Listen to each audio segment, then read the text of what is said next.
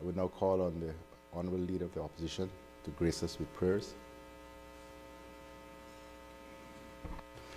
Thank you, Mr. Speaker. Good morning, colleagues. Let us pray.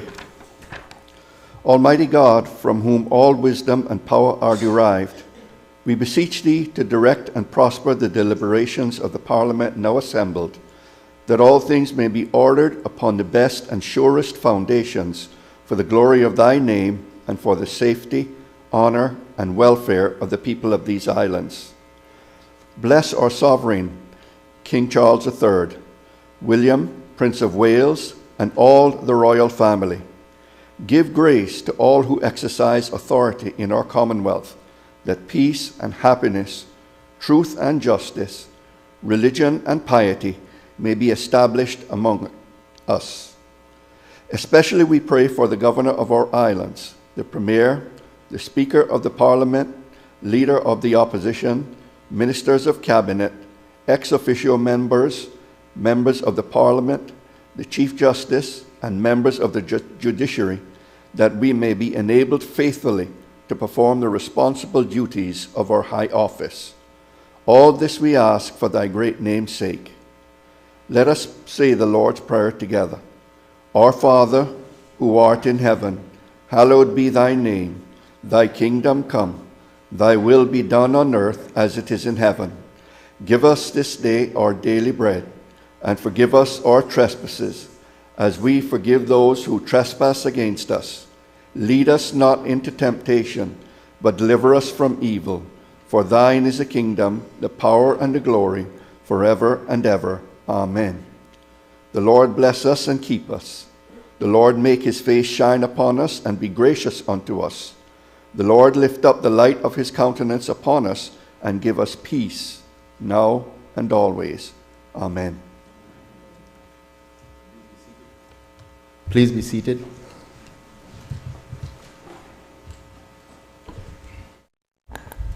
Reading by the Honourable Speaker of Messages and Announcements. Members, I think we're all very keenly aware that we are under the gun as it relates to finishing the business of this meeting before Christmas morning. So I just want to encourage all members to be as efficient as they can in their delivery. Shakespeare said, brevity is the soul of wit, but it's not just the soul of wit.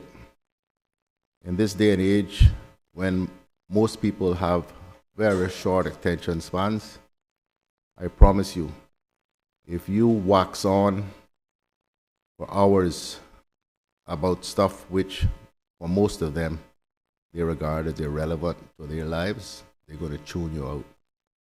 If you have something good and important to say, say it as quickly and efficiently as you can and move on. No matter how great the support that people have for you, I promise you that their brains can only absorb as much as their posteriors can suffer sitting to listen to you. So let's see how quickly we can get through this. Let's start the meetings as promptly and as we can. Let's resume when we finish the breaks as quickly as we can. I'm going to say to you all now that I am not going to wait for a quorum to start the meeting of the House. There is no requirement. The requirement is a quorum to vote on any matter.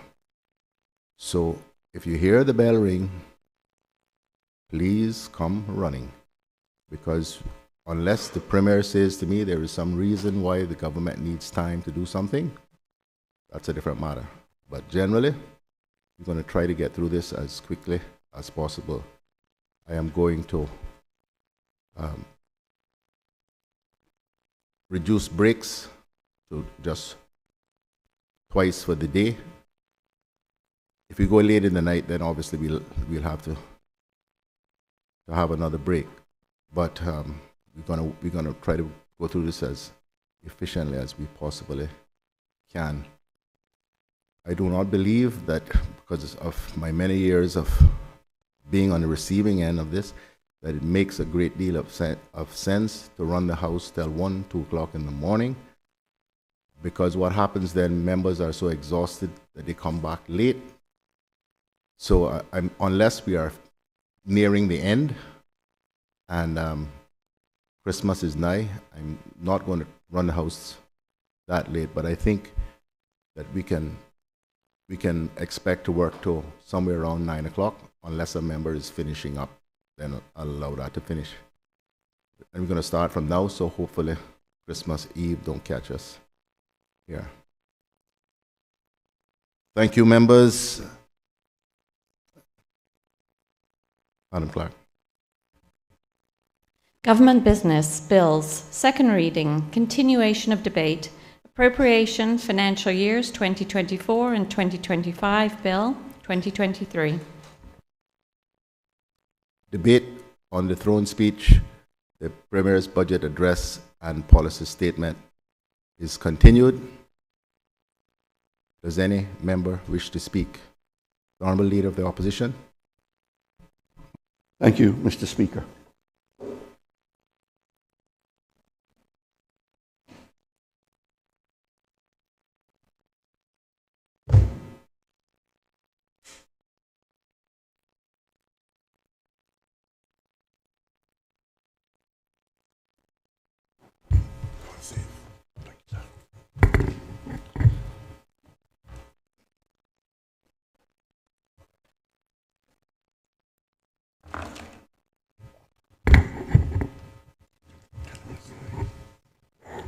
It fits.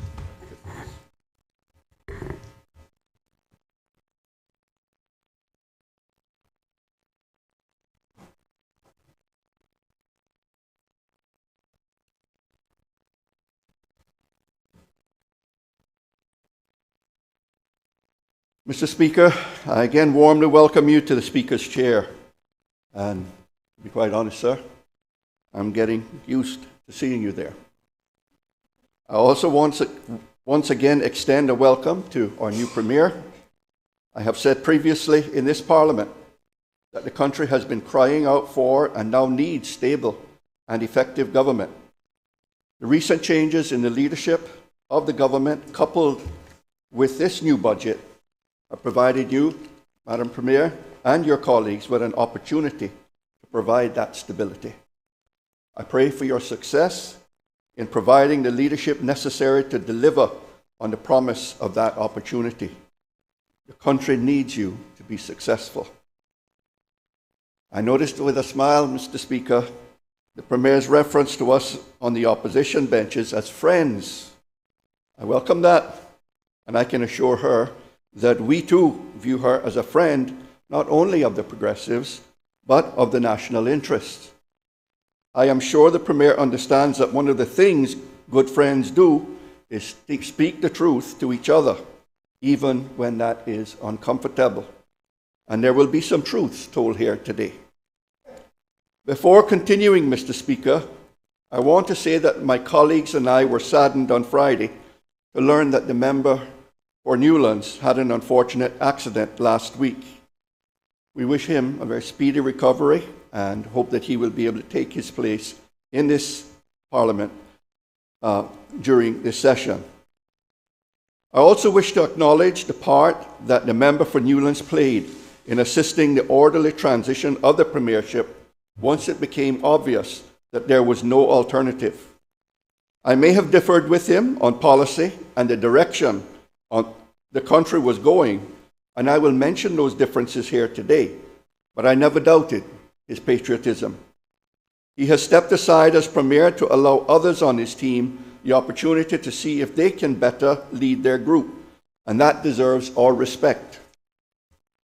Once he can return to this chamber, I look forward to him speaking more freely about topics he deeply cares about, including advocating for sustainability and the environment.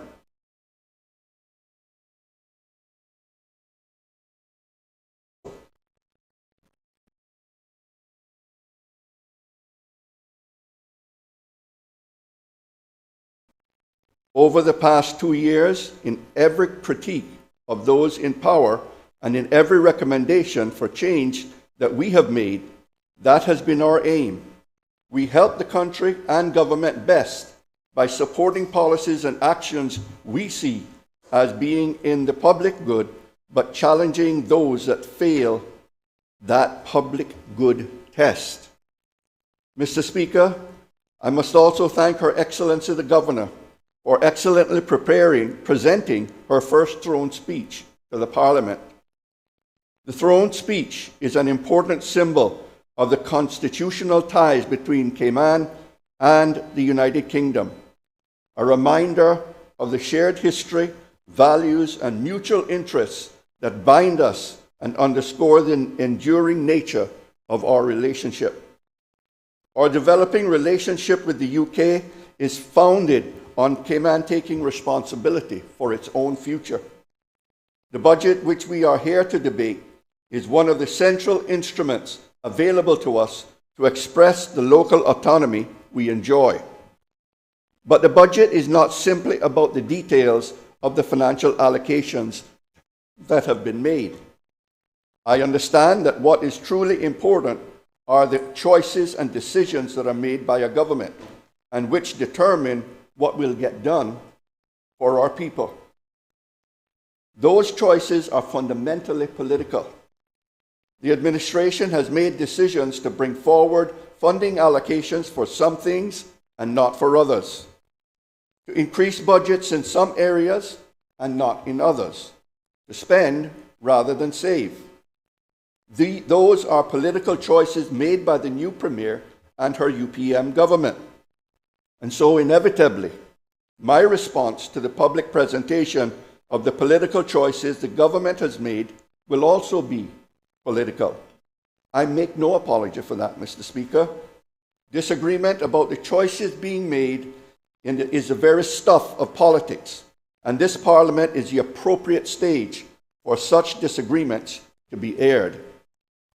The budget sets the guide rails for how the government responds to our country's challenges over the next 2 years. Where we in the opposition highlight disagreements, we do so either because we believe a better, more robust response to those challenges is possible, or because we believe that the choices that the government is making are creating risks that are unnecessary for our country. Mr. Speaker, let me highlight what I believe is the central issue that the new Premier must tackle that was too often neglected by her predecessor and the PAC government. That important issue is the future of the Cayman Islands economy and the strategies we need to drive sustainable economic growth. In so doing, I will point out that whilst it is important for us to focus on the economy in Grand Cayman and what is needed to drive growth here, we must also consider that our people in the sister islands need to grow the Cayman Brac and Little Cayman economy sustainably. Achieving sustainable economic growth should be the top priority for any government in the Cayman Islands.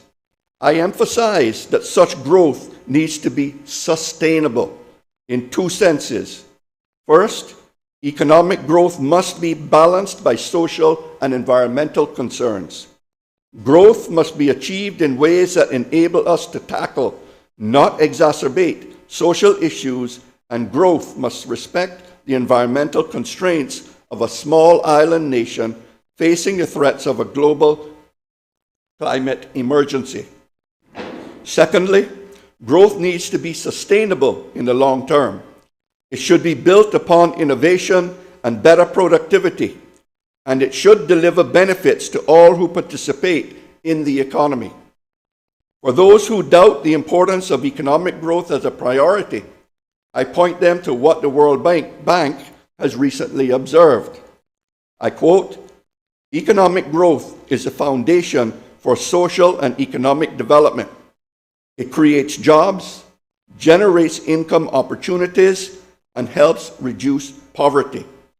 When it is inclusive and sustained, growth can also strengthen political and social stability, So it's not surprising that growth is at the top of most governments' agendas. Economic growth might be at the top of most governments' agendas across the globe, but sadly, it was not at the top of the agenda for the previous PACT government. The new Premier's policy speech on Friday got close, Mr. Speaker. She included in her remarks a new vision that was different from her predecessor in two ways. First, her vision included her vision included a unified government. Certainly, that would be very different from what has taken place before. She also suggested her government would be focused on continuing our island's ongoing economic recovery. I welcome her attempt to put the economy at the heart of her vision. However, as I will illustrate, continuing the path we are on is not good enough, Mr. Speaker. She needs to change direction.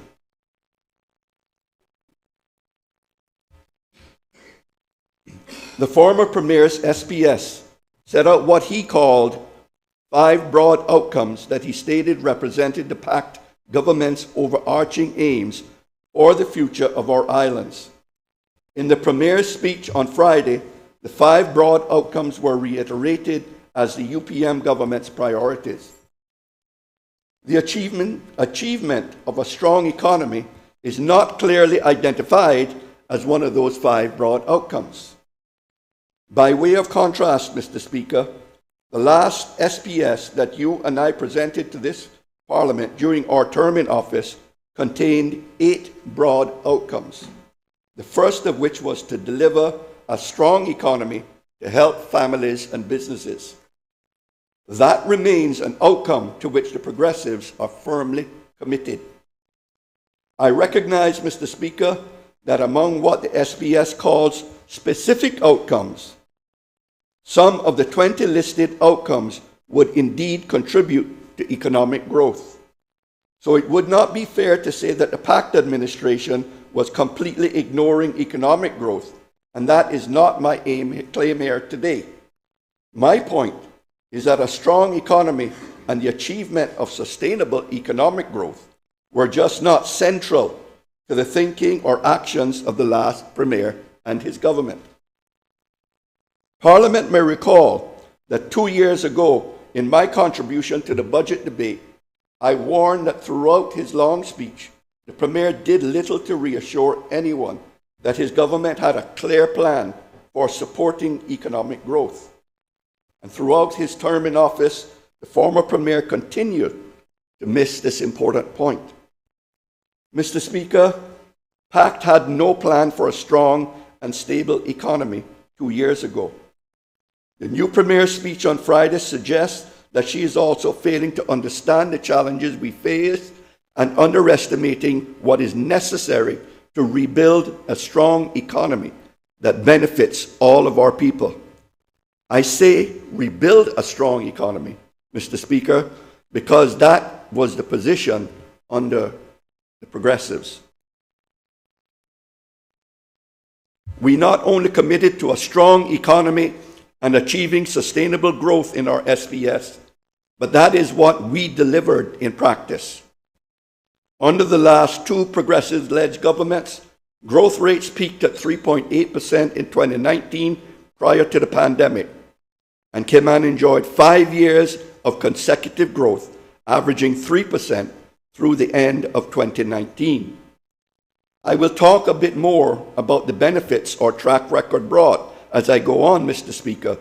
But first, let us look at in some detail at the PACT's track record and why the new government needs to switch direction.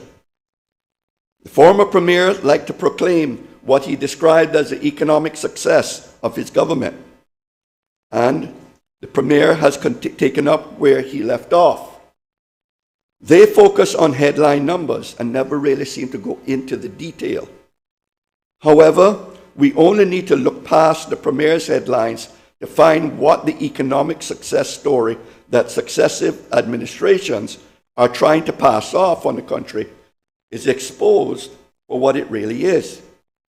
The former Premier told the House in September of his personal pride at the achievement of headline real terms GDP growth in 2022 of 3.8%. On its face, that does sound impressive. Of his personal pride.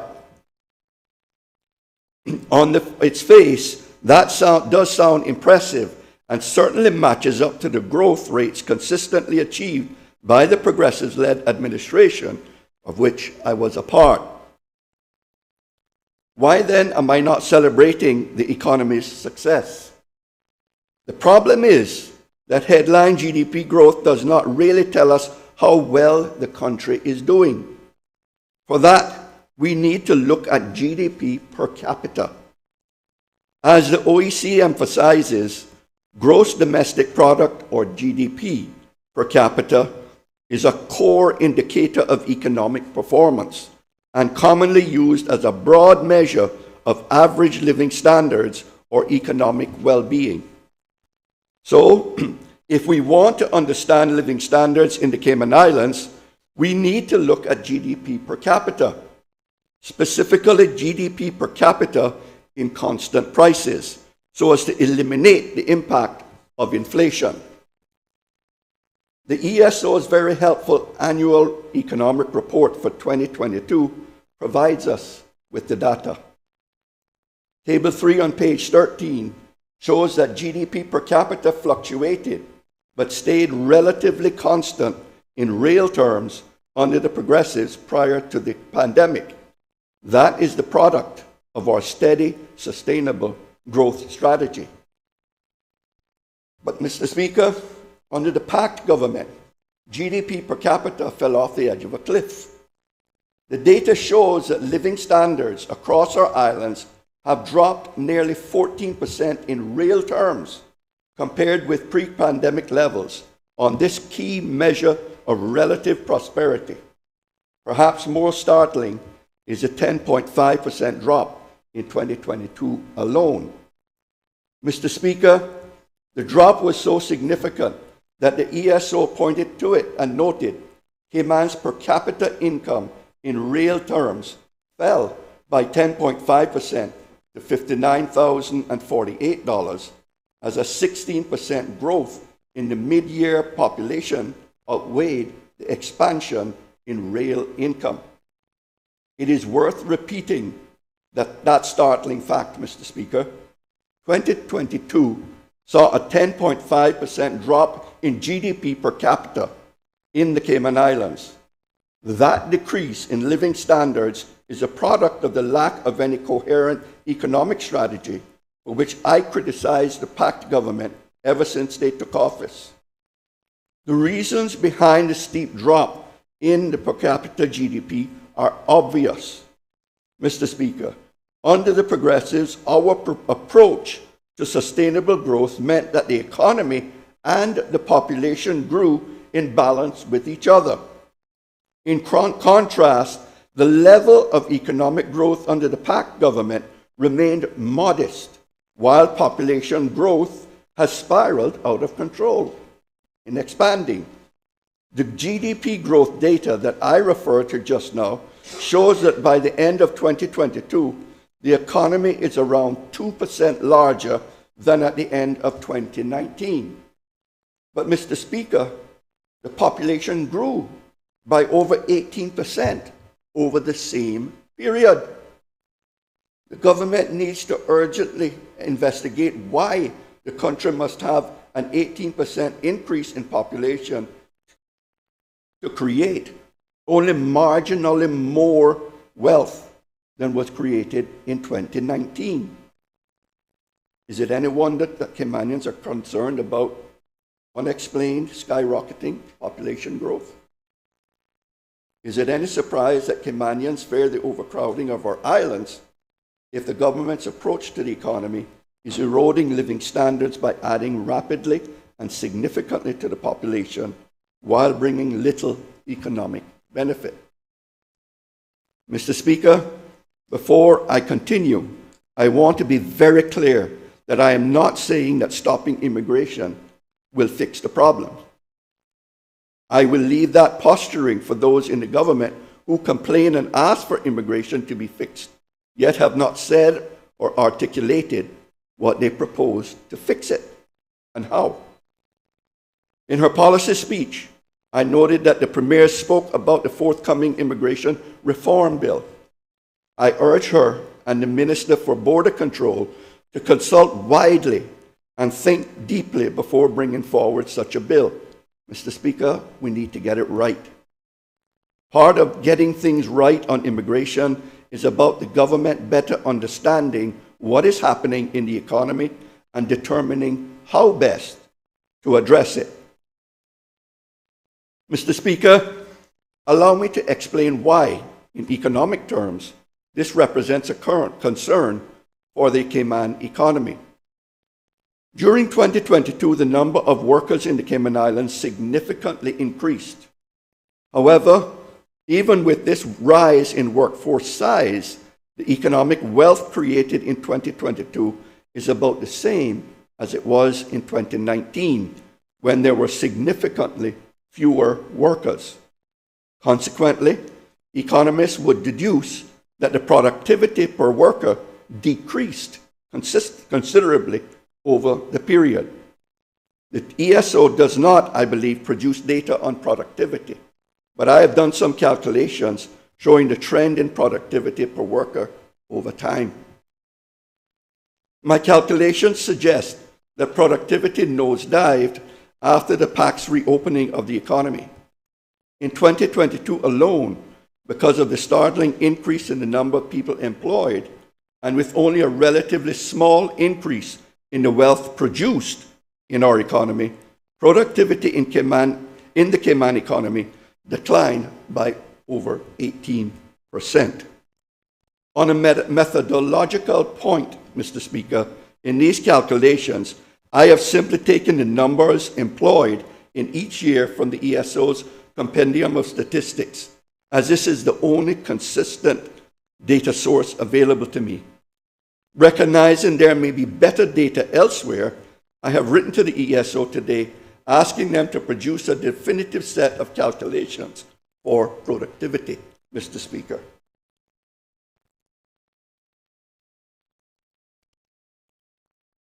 However, although my calculations are not perfect, the startling decline in productivity since reopening would still be clear in whatever calculations the ESO produces. The absolute numbers may change, but the pattern or the trend will remain. This matters because productivity is the key to future prosperity. Mr. Speaker, as the UK Office for National Statistics put it, productivity is important because it is a key determinant of living standards in the long term. Increasing productivity over time allows businesses to produce more goods and services per unit of input. This ultimately enables higher wages, aids economic growth, increases profitability, and boosts tax revenues.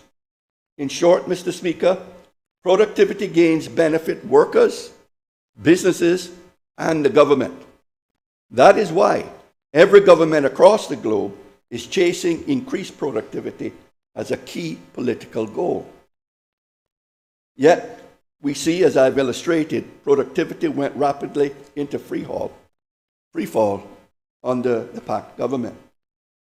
The new government must urgently get to grips with the issue because we know that the marked decline evident in 2022 figures has likely continued into 2023. According to the government's forecast, GDP will likely increase by 3.1% this year. And we already know from the Spring Labour Force Survey that the number of people employed in Cayman increased by 8.5% when compared to spring 2022.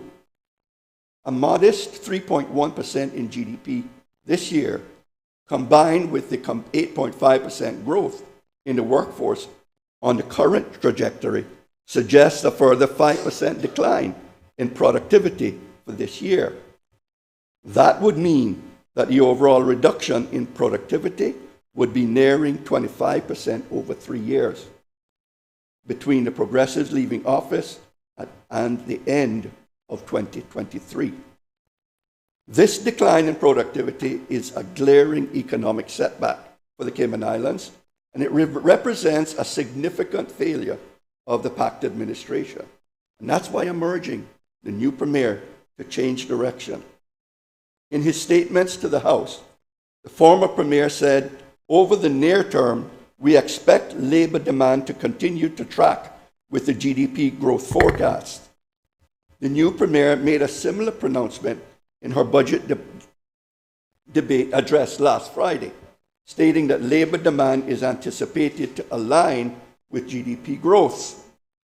The reality is that labour demand, as measured by actual job numbers, has been outstripping the rate of GDP growth throughout their term in office. Those trends are continuing based on the latest information we have been able to see.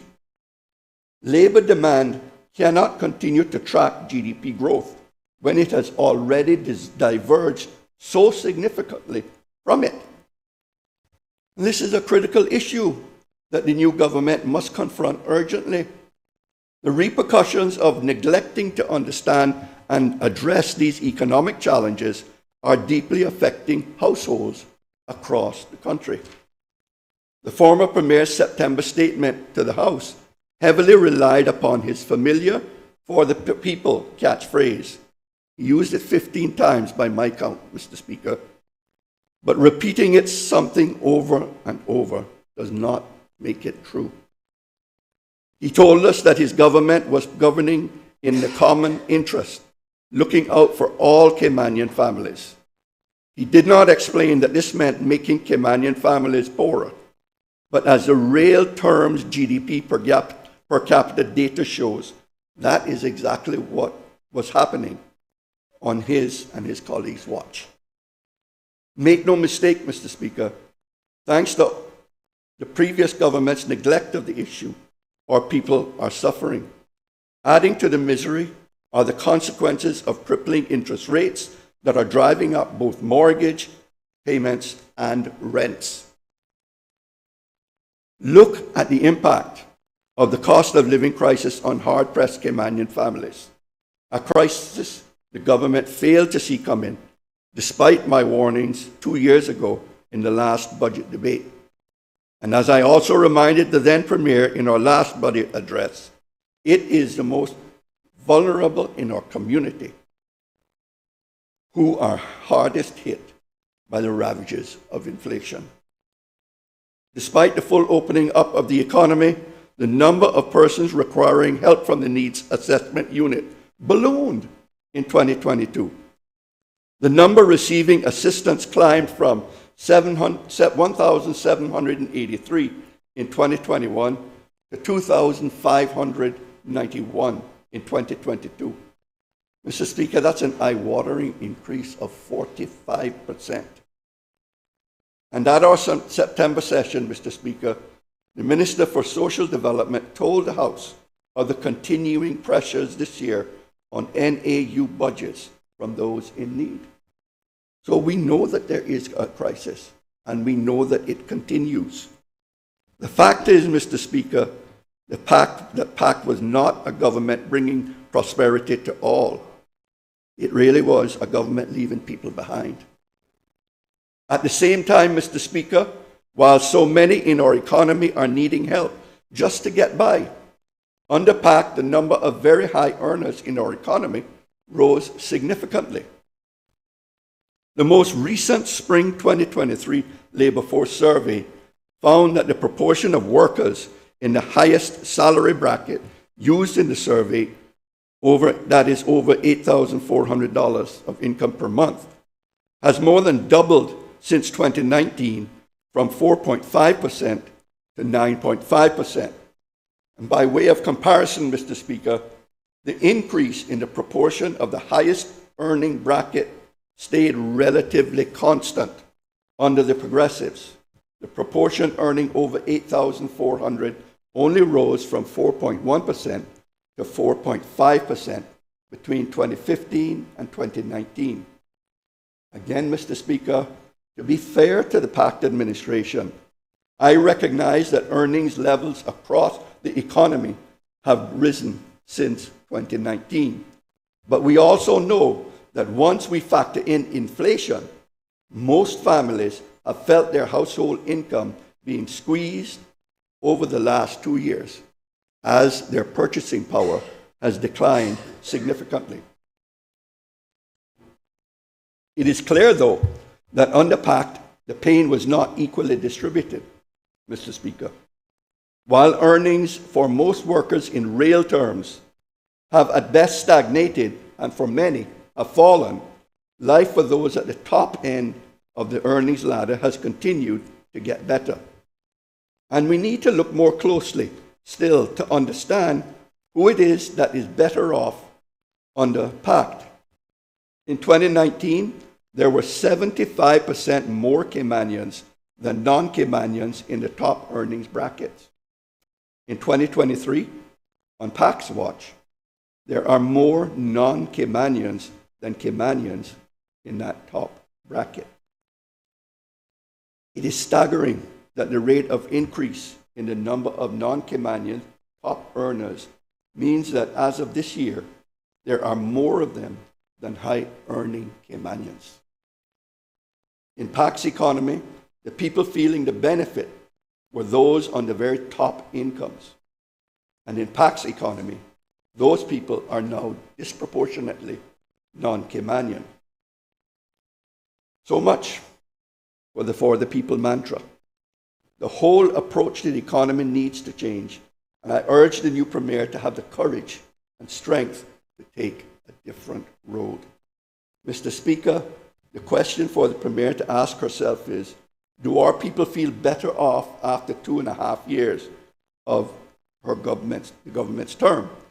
Apart from the wealthy at the top, who, as we have seen, are increasingly non-Caymanian, I suspect the answer will be a resounding no from most Caymanian families.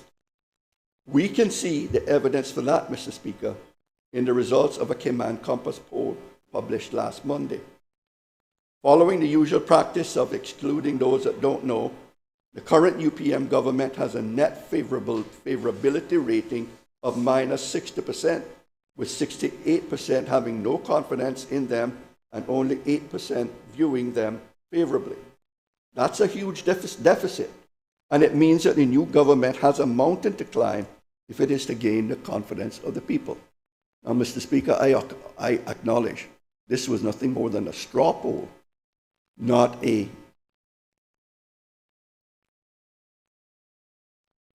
proper survey, scientific survey. That's the word I was looking for, sir. Thank you.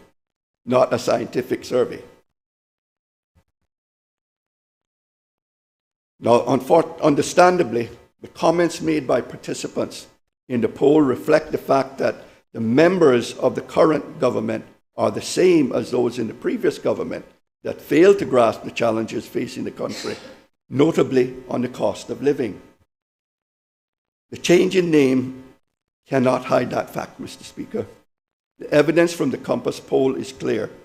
People are crying out, our people are crying out for a new direction and for a government they can believe in. I do hope that the members of the government are listening and understand that we need a real change in direction. That means delivering real change, not just talking about it. The truth is staring us in the face. The gap is widening.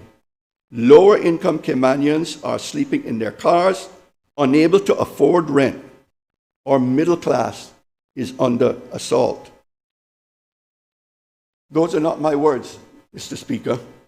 That quotation comes directly from the first budget policy statement made by the former Premier in this House 2 years ago. Mr. Speaker, over the last 2 years, things have gotten worse for the PACT government. The reality of what is happening in our economy is overwhelmingly apparent to those who take the time and trouble to understand it. let me understand and summarize it for us all where we are right now.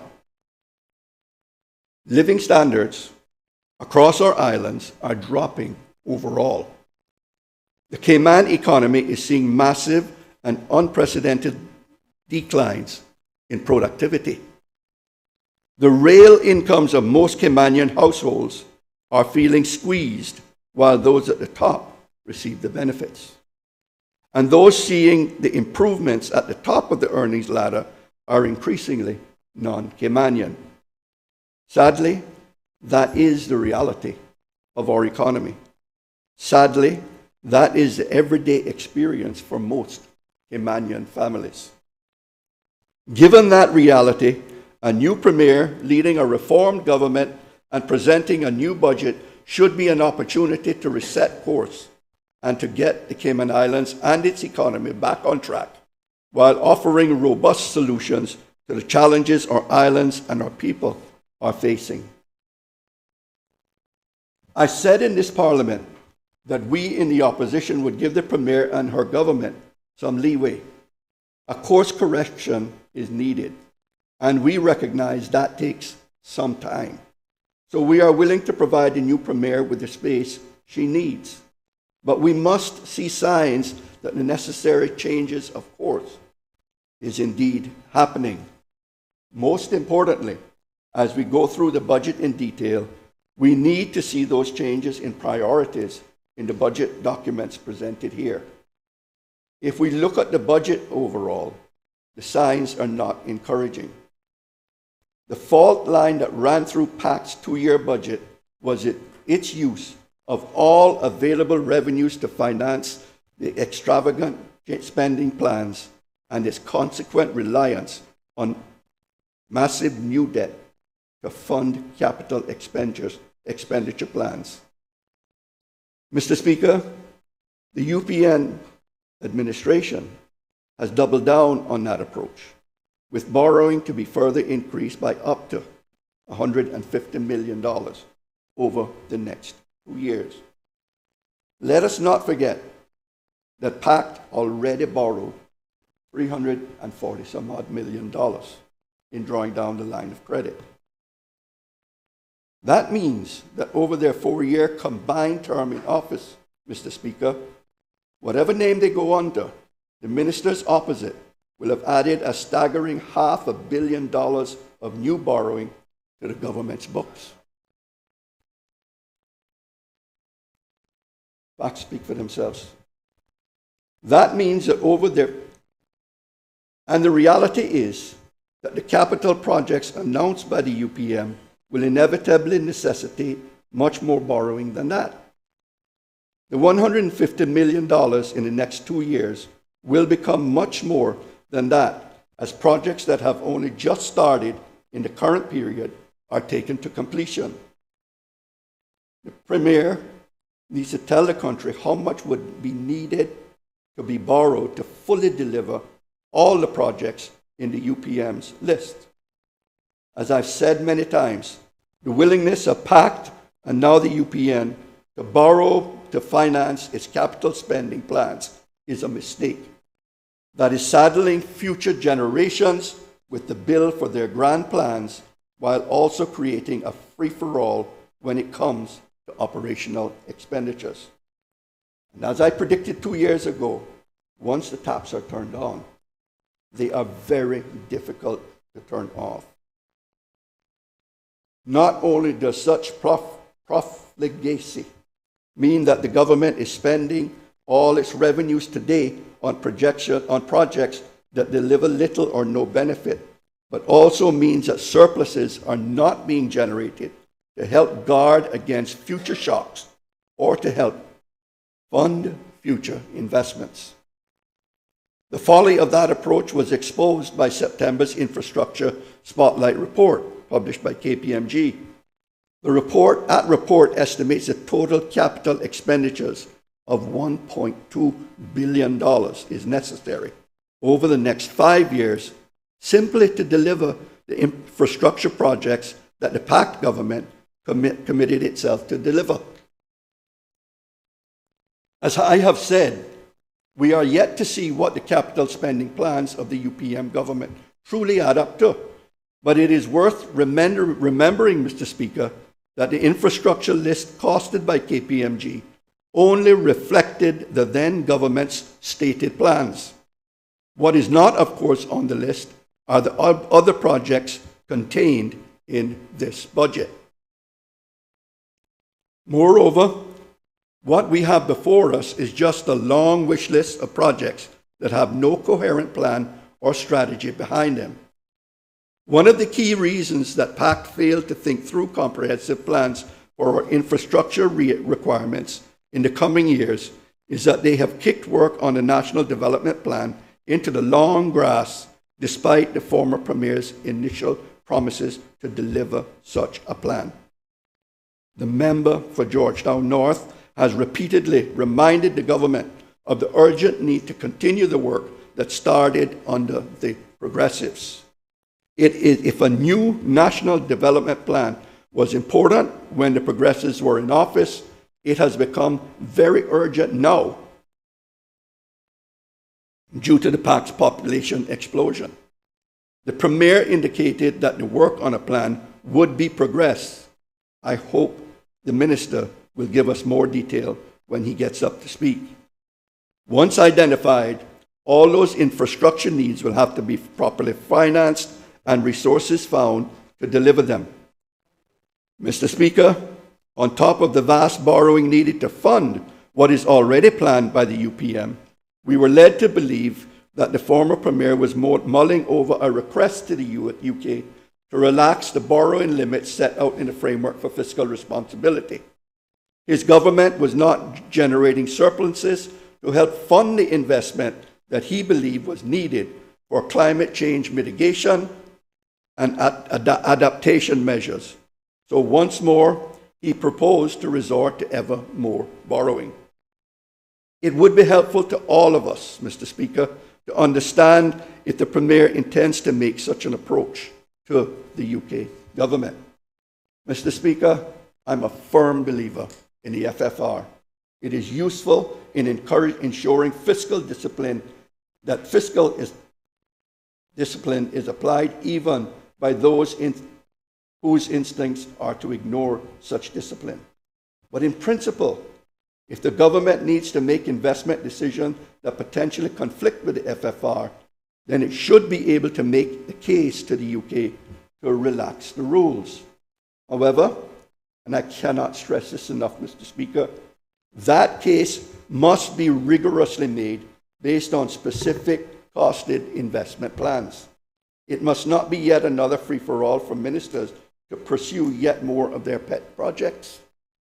We agree with the former Premier that there is a need for Cayman to invest in climate change adaptation and mitigation measures. Climate change is a global emergency, but its local impact in Cayman is potentially an existential threat. Indeed, we hoped we would see firmer proposals for action as part of this budget process.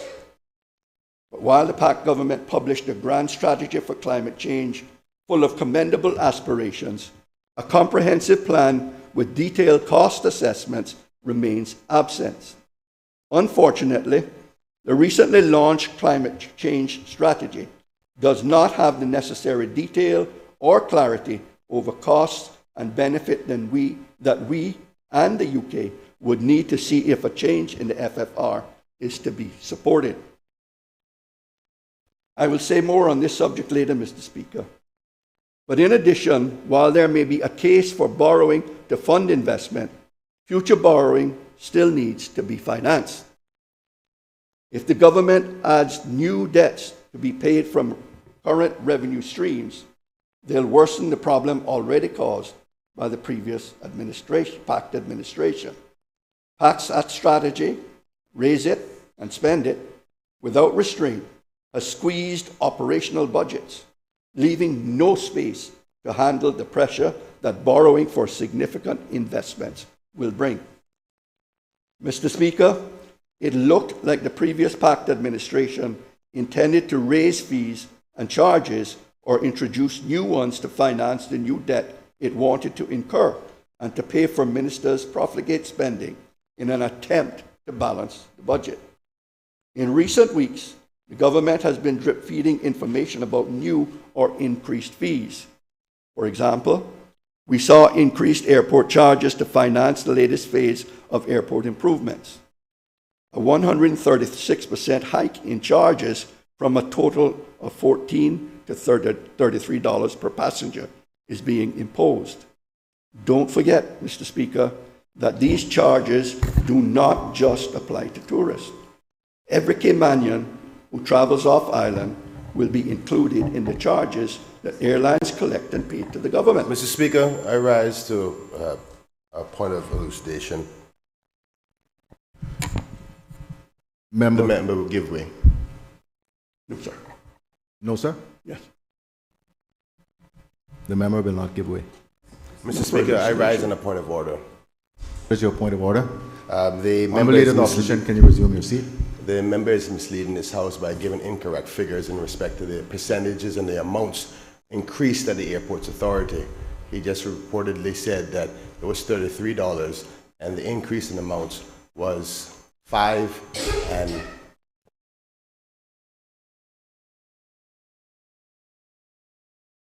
or you are right. When you have the opportunity to speak, you can address that issue. I can't say he's misleading the House because I don't know. Please resume, Honourable Leader. Thank you, Mr. Speaker.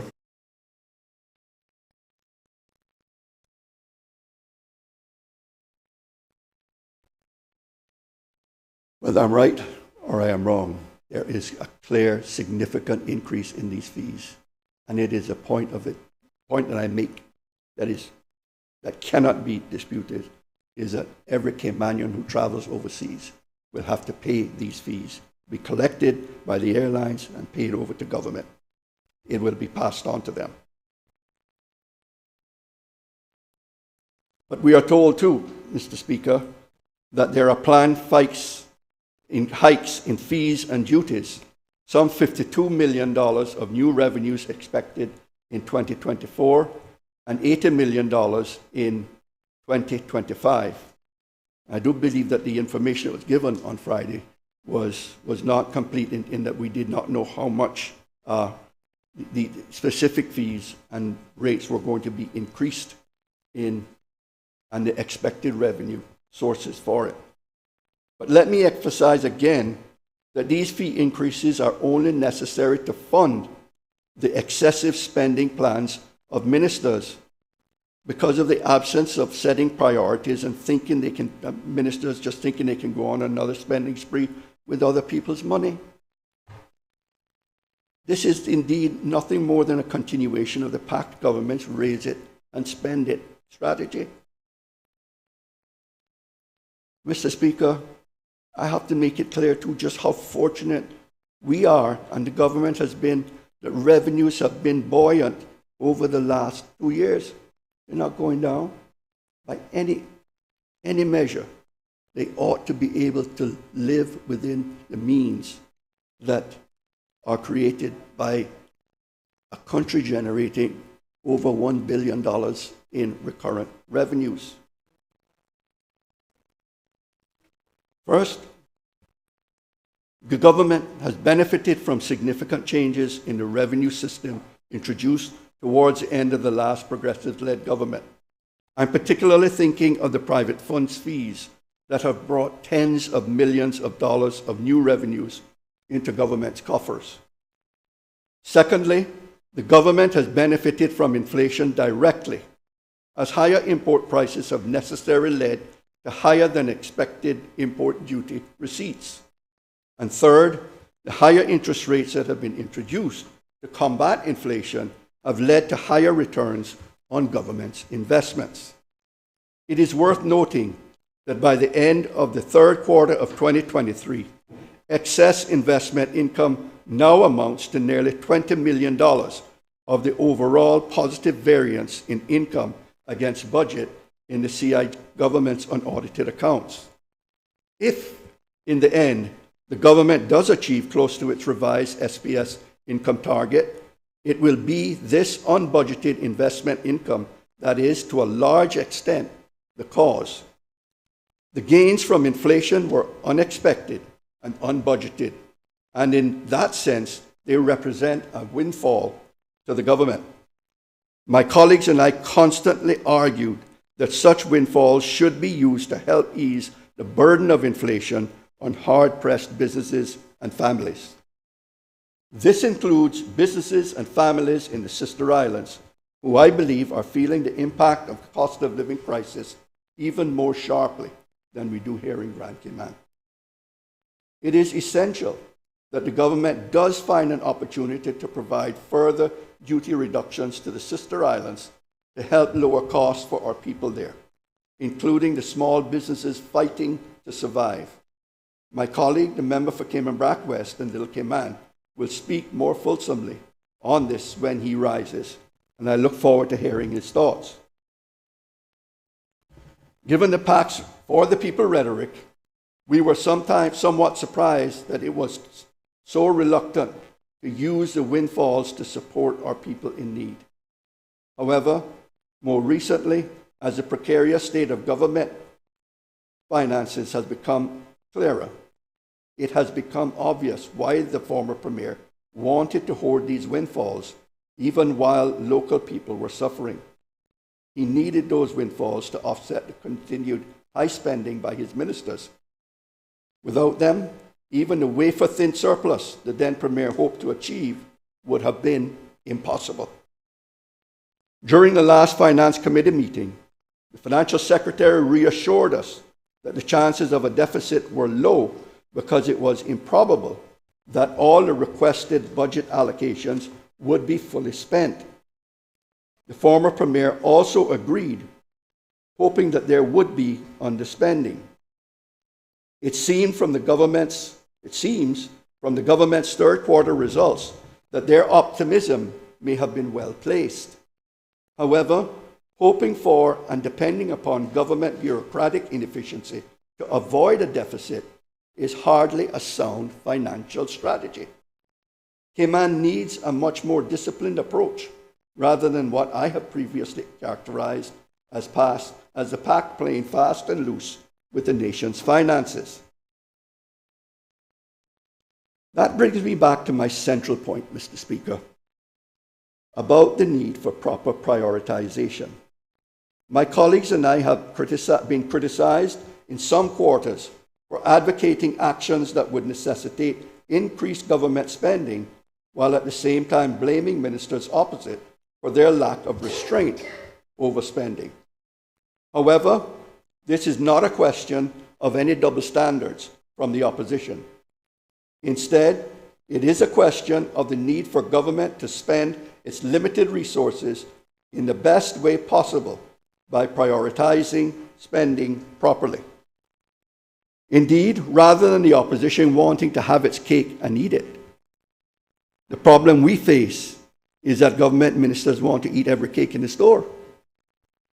As I made clear in the statement I issued after Finance Committee, it was irresponsible of ministers to simply add $69 million to government spending plans without first identifying savings that would offset that expenditure.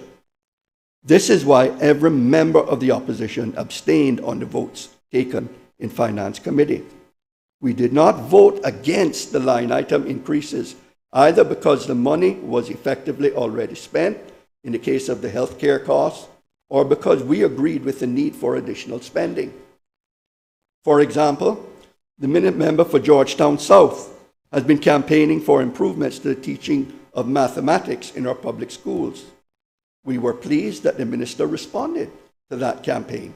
We support the appointment of 14 new specialist mathematics teachers in our primary schools, and we recognize that there will be a price tag attached. Our argument is not without initiative. We support it, but we believe ministers should have looked first for room in existing budgets to cover the costs before seeking supplementary approvals.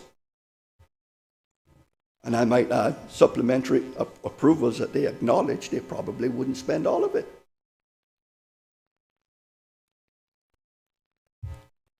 I realize that advocating that approach, in turn, this begs two questions of the opposition.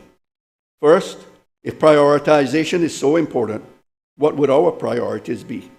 And secondly, if savings are necessary to fund future spending, where would we identify such changes? Let me quickly dispose of that second question. On one level, it should not be necessary for us to identify savings. It was widely reported back in August the former Premier ordered civil servants to find 8.5% reductions in spending, totaling $47 million in the current year. And the then Premier's memorandum rightly noted that savings identified in 2023 would form the basis for budgets in 2024 and beyond. So the issue is directly relevant to the debate we are having. The now Premier was not only a contributor to the savings exercise, but she should also now be the beneficiary of it as she presents the budget to the House.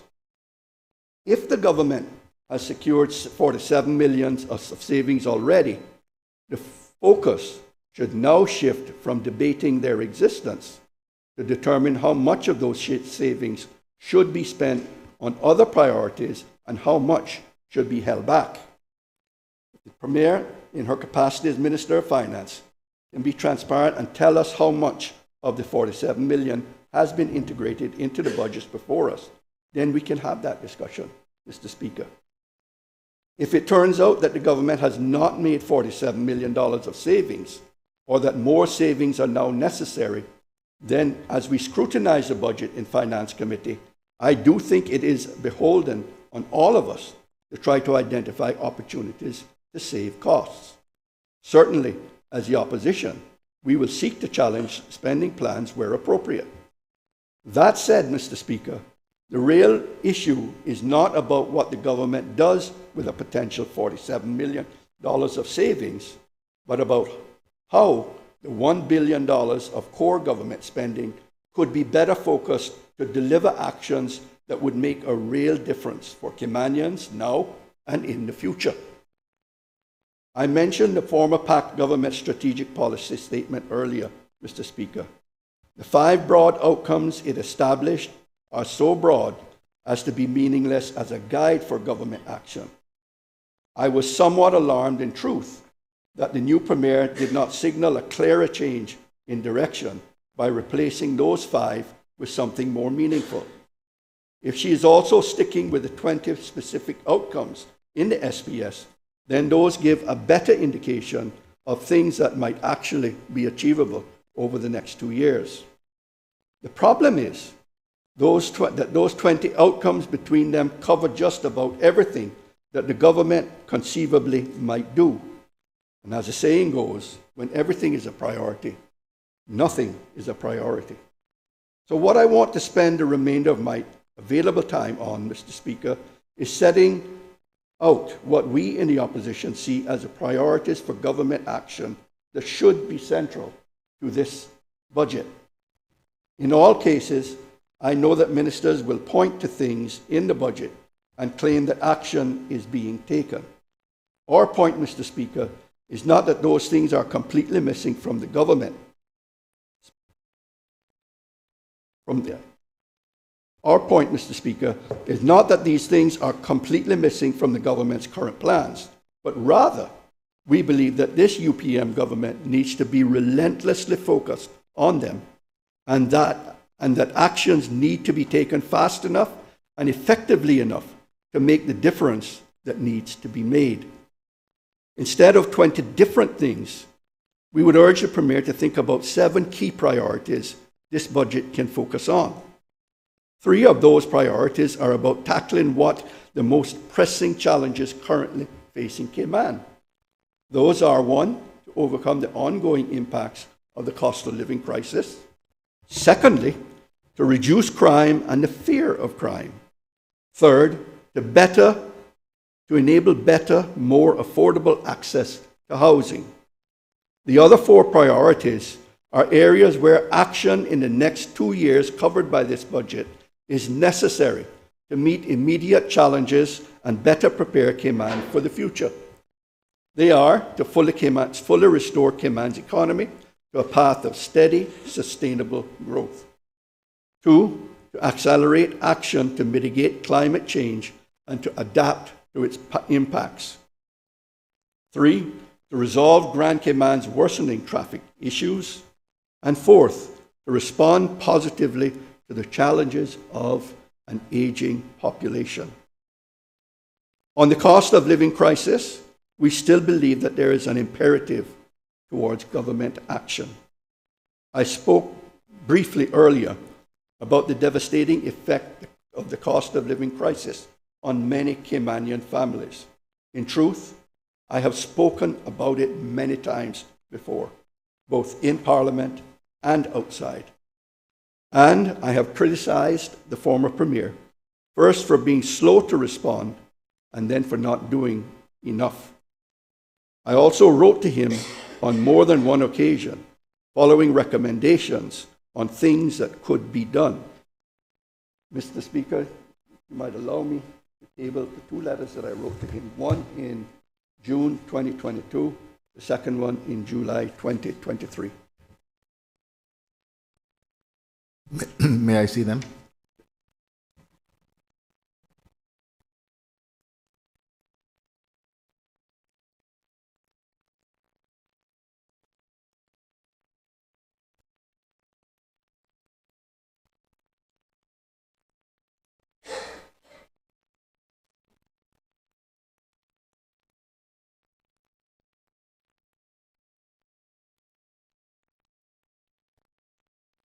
They appear to be yours. Thank you, sir. Sorted. So as those 2 documents show, I wrote to him on two occasions, offering recommendations on things that could be done. The danger now is that with the rate of inflation slowing, the new UPM government will breathe a sigh of relief and once more take its eye off the ball. I say slowing advisedly, Mr. Speaker. With the second quarter headline inflation figure falling to 4.1% from 6.6% the previous quarter, one might think there were grounds for optimism. However, the second quarter figure still means prices are rising. It's just that they are rising less quickly than before. And in the detail of the figures, we can see that it is the prices of the things that households spend the most money on every week, every month, every day of the year that are still climbing the fastest. Huge household utility cost price increases of 15.3% for electricity, 10% for water, housing rents up by 9%, grocery bills continue soaring as food and beverage prices go up by 7%. Mr. Speaker, honestly, I don't know how it is that people are surviving, because we know that salaries and compensation is not anywhere near in helping them to meet this level of price increases. And so what you're finding, their standard of living is declining. And I spoke to that at length earlier on. And moreover, Mr. Speaker, these price rises over the last year must be added to the price rises experienced in the first year of the PACT administration. We now have the information on which to judge 2 years of government performance. The latest Consumer Price Index report tells us that in June 2023, prices overall were 18.3% higher than in March 2021, the last time prices were measured before the PACT government took office. We know that this level of price increases is still hurting countless thousands of Caymanian families. We in the opposition have spent months advocating measures that would have brought genuine relief to hard-pressed families and businesses.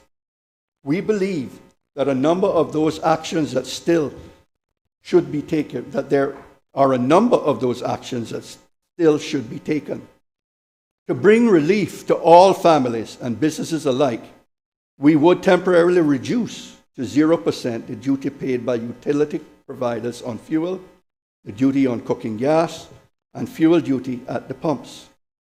Such a reduction through 2024, coupled with a freeze for the year on the Water Authority water rates, would bring immediate relief in the monthly bills, which are currently causing real hardships for many, targeting those costs that are continuing to increase the fastest and creating breathing space for families at a time when they still need it. If that measure is about universal relief, we recognize, as I have said, that the most vulnerable are often the worst hit by inflation. We therefore welcomed the last government's response to our campaign for an increase that saw stipends paid to retired seamen and veterans and those dependent on financial assistance from the government from $950 to $1,250 a month. In response to a motion brought to the House in October by the Honourable Member for Red Bay, the Minister for Social Development agreed to consider further increases to $1,500 for seamen, veterans, pensions, and those needing long-term financial assistance. It was also agreed that the public service pensions ex gratia uplift payments regulations should be amended so that the minimum pension that a civil servant would receive be increased so that all civil service pensioners would receive a pension of at least that paid to older persons receiving permanent financial assistance from the government. Again, those were demands made by the opposition, and we are grateful for the response that has been received, and we look forward to hearing and having further discourse with the Minister with regard to his agreement to consider further increases to take it to $1,500. I was delighted to hear the new Premier confirm in her first speech to Parliament in the role that pensions for long-serving civil servants will be increased to $1,250 per month. We will be looking to see these necessary increases implemented as part of the 2024-2025 budget, and we will continue to make the case for an increase to $1,500 a month for those in need of government support. We also recognize that the national minimum wage needs to be increased. This has a distinction of being something that was both started by the Progressives and committed to by PACT in its first strategic policy statement. In my response to the SPS nearly 2.5 years ago, I urged the then Premier to complete the work we had started, but that had been held up during the pandemic. In his first budget policy statement in November 2021, the former Premier committed to reconvening the Minimum Wage Committee early in the new year. As with so much else for which he was responsible, this was delayed, and the committee did not finally meet until January of 2023. That led to further delays. But I understand that the report was handed to the government at the end of October. We are awaiting now government's response to the report.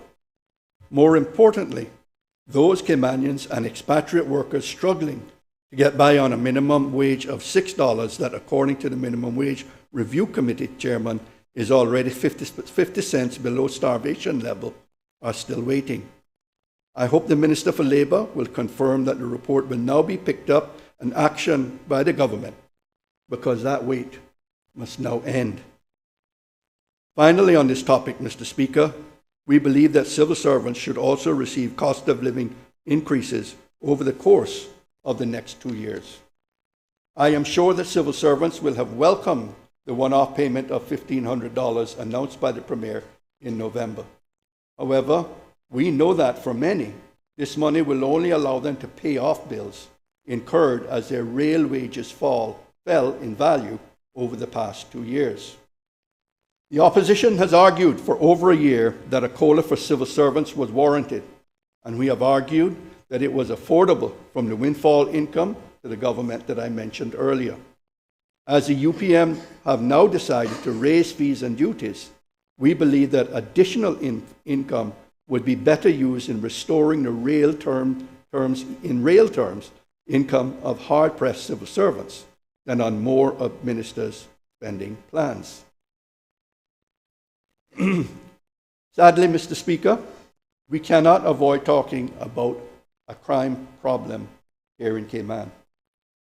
While we must not talk up the issue of Cayman, Cayman is, let's all agree, a relatively safe place to live, work, and to visit. But I do believe that neither must we be blind to it and ignore it. Not only is the incidence of crime itself an issue we must tackle, I recognize that as levels of crime have increased, so has the fear and concern felt by people in our communities. I have spoken publicly before about the Progressives' 10-point plan that we believe will help achieve a reduction in crime, both in response to today's problems and in the longer term, and to reassure the public. Those 10 key actions should be the priorities that the UPM ensures come through in the budget. I'm not going to go through all 10 of them, but I want to highlight a few. Now, Mr. Speaker, I welcome two initiatives mentioned by the Premier in her policy speech on Friday. Investment in the rehabilitation of offenders is something we advocate and continues the policy Progressives put in place while in government. More must be done to help reduce reoffending rates, including offering enhanced support to those leaving prisons so that they can avoid being drawn into a return to criminality. That means enhancing the training and other opportunities available to offenders while in prison and supporting them to access employment and other necessary support in their release. I also welcome plans to upgrade Cayman's CCTV system. However, the Premier seemed to suggest that this was about collecting more specific sets of data. Mr. Speaker, I say to the Premier, CCTVs are needed as a big part of our efforts to deter and catch criminals. I note the Minister for Home Affairs. I hope the Minister for Home Affairs can reassure us that her plans are more ambitious and that we will see these issues addressed. The most significant immediate priority needs to be more direct action by the police service to disrupt criminal gangs, target prolific and persistent offenders, and achieve more arrests and convictions. I welcome Commissioner Kurt Walton to his post, and I offer him my wholehearted support of the Progressives, but he, I am sure, knows that our communities need to see him achieving results quickly.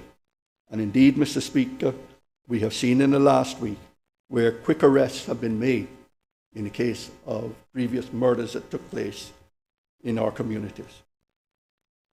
The elected government has a role to make sure that the Commissioner has the resources he needs to take the action necessary.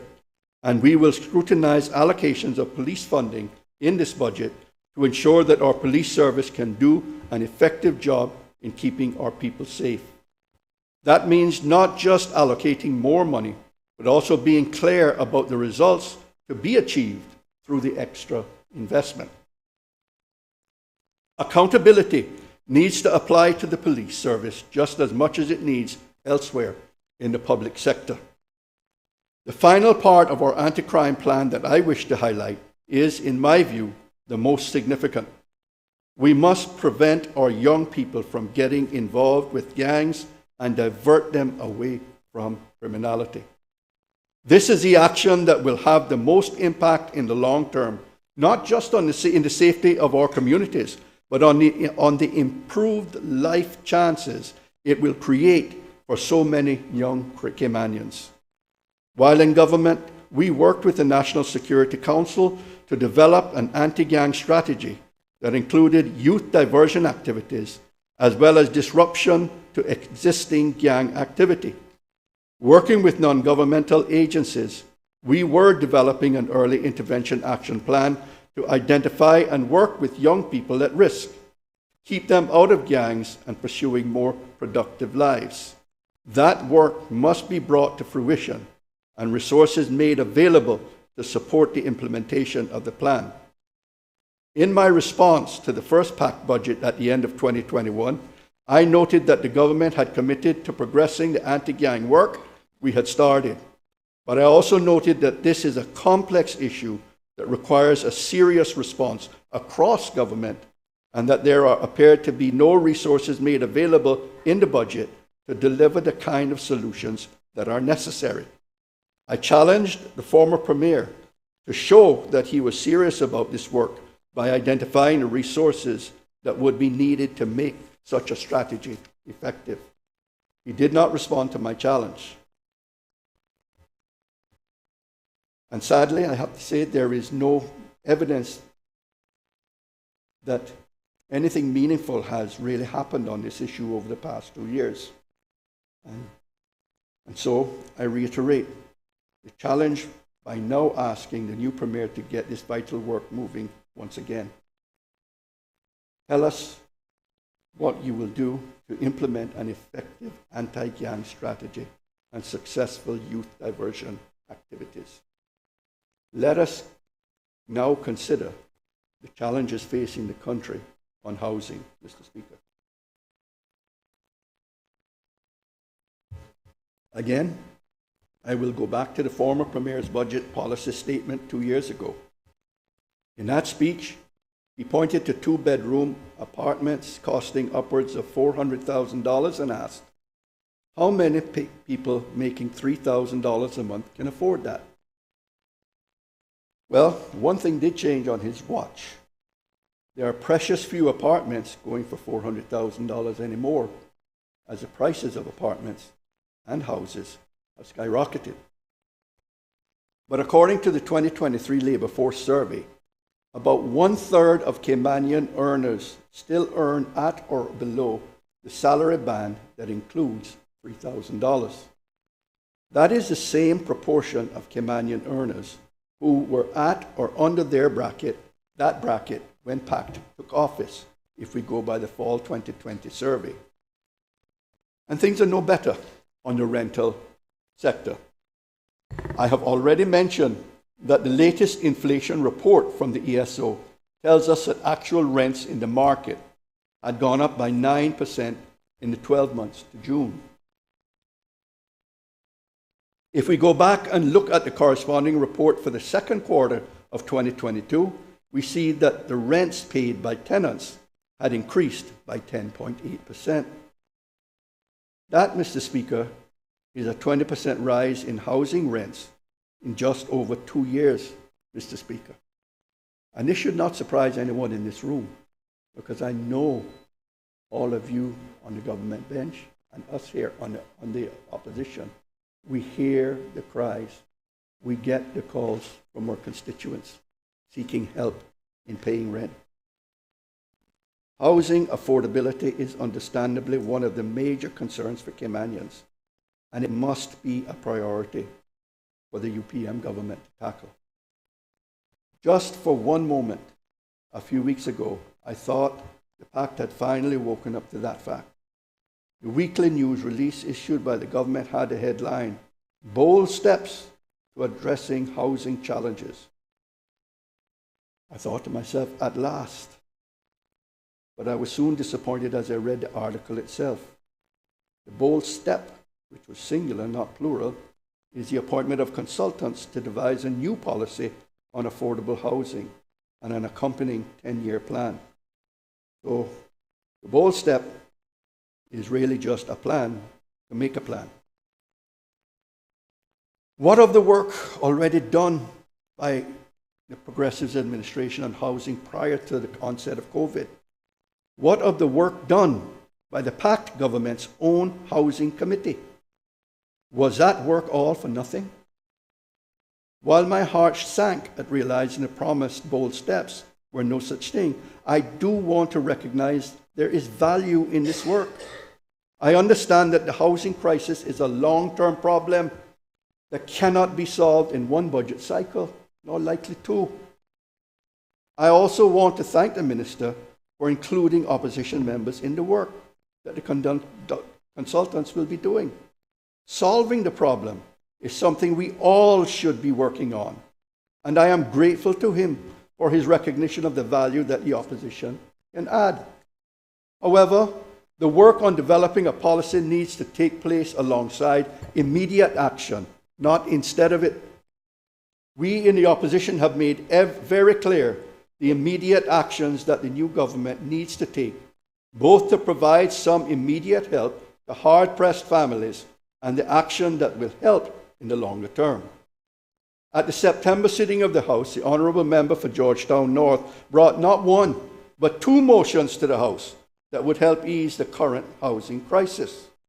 The proposal to work with banks to relaunch the government-guaranteed home-assisted mortgage program is just simply common sense. We all know of young families who would like to own their home and whose income would allow them to make the necessary mortgage repayments, but who cannot raise a down payment.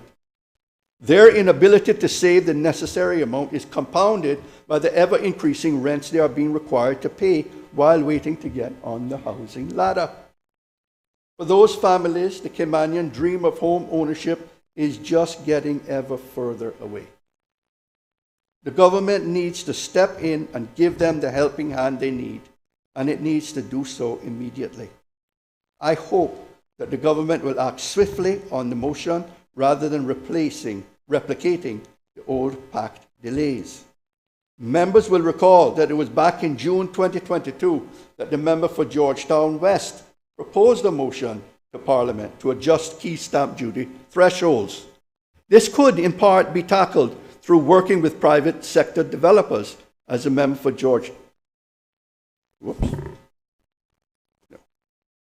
Getting ahead of myself.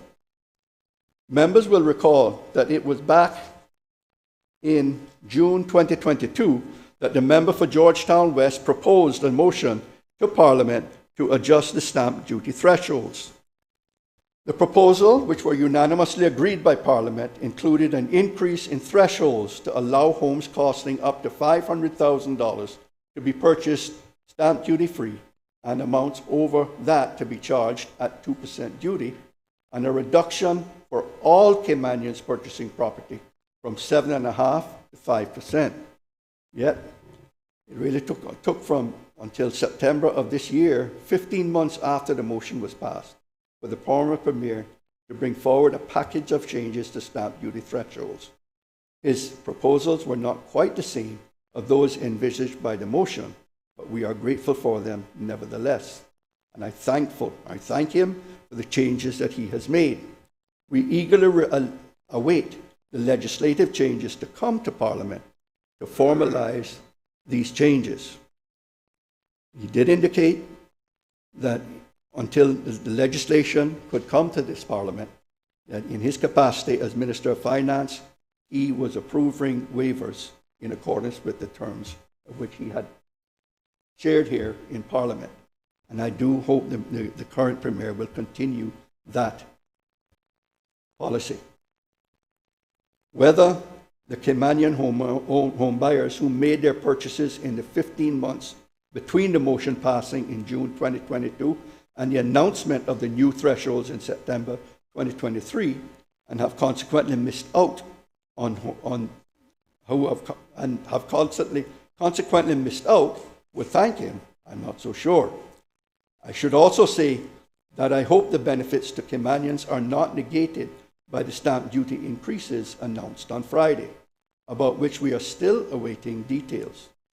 It will be interesting to see whether these will genuinely be non-inflationary for average Caymanians.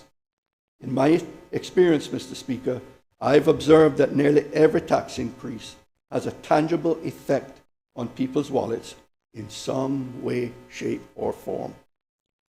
The second motion brought by the member for Georgetown North was to work with private sector developers to bring forward more affordable housing units for ownership and for rent. This was work we had already started on while in office, And to be honest, Mr. Speaker, we thought that this motion too was just plain common sense. However, it had the effect of throwing the government benches into complete disarray the evening, with ministers unable to make their minds up whether they supported the motion or not. Well, I am pleased the motion passed in the end, and I would like to hear from the Premier that her government will get on and implement it. The member for Georgetown North gave the government plenty of new ideas for things they could do to incentivize the private sector to deliver a greater number of affordable homes. And finally, on this topic, the government needs to find more creative solutions to help ease the pressures and ever-rising rents in Cayman's rental housing sector. This could, in part, be tackled through working with the private sector developers, as a member for Georgetown North explained as he proposed the motion I have just mentioned, Mr. Speaker. But such is the extent of the problem that we now need to consider even more radical solutions. I believe that now is the time for us to consider creating one or more social landlord schemes. Such organizations own, maintain, and lease properties in the market, but do so to cover costs and not make a profit. This could be a function taken on by the National Housing Development Trust, or perhaps by a non-profit organization supported and enabled by the government, at least at the outset. Mr. Speaker, there is work to do to develop this idea, but unless we start the necessary work now, we will never get to the point where we have a social landlord operating successfully in the Cayman Islands. So those are the three priorities that address the most immediate challenges facing Cayman right now. But what are of the longer-term priorities that I outlined? Unsurprisingly, given the analysis I laid out for the Parliament earlier, one of the longer-term priorities advocated by the opposition is to restore Cayman's economy to a path of steady, sustainable growth. The consequences of the former Premier's lack of a strategy for the future of our economy are crystal clear, as I outlined previously. I think we all understand that for the foreseeable future, financial services and tourism will remain the major pillars of Cayman's economy. We in the opposition welcome the recent announcements that the Cayman Islands was removed from the Financial Action Task Force grey list of jurisdictions. I would like to join with the Premier in recognizing the huge effort made by Minister for Financial Services and others in government and in the private sector who collaborated and worked diligently to achieve this result. Honourable Leader. Yes, sir. You shouldn't leave out the AG. I was just going to correct myself, sir. And I would have to dial it back in mentioning Minister for Financial Services, include in that the Honourable Attorney General for his commitment and perseverance. I had the privilege of working with him in the last government, during the Progressive's term in office. I'm just amazed at the gentleman's commitment and his perseverance and his great desire to achieve the result that we have achieved. Well done, sir. Well done. However, I would say that we believe that lobbying efforts and the promotion of Cayman as a leading offshore jurisdiction more generally would have been greatly enhanced through the early opening of the overseas offices planned by the last Progressives-led government with the advice of the financial services sector. Instead of immediately recognizing the need for those offices, the PACT administration chose to go through audits and investigations into the actions of civil servants taken to implement the policy of the then current government. The impacts of the consequent delays in getting overseas offices off the ground are still being held and felt, Mr. Speaker.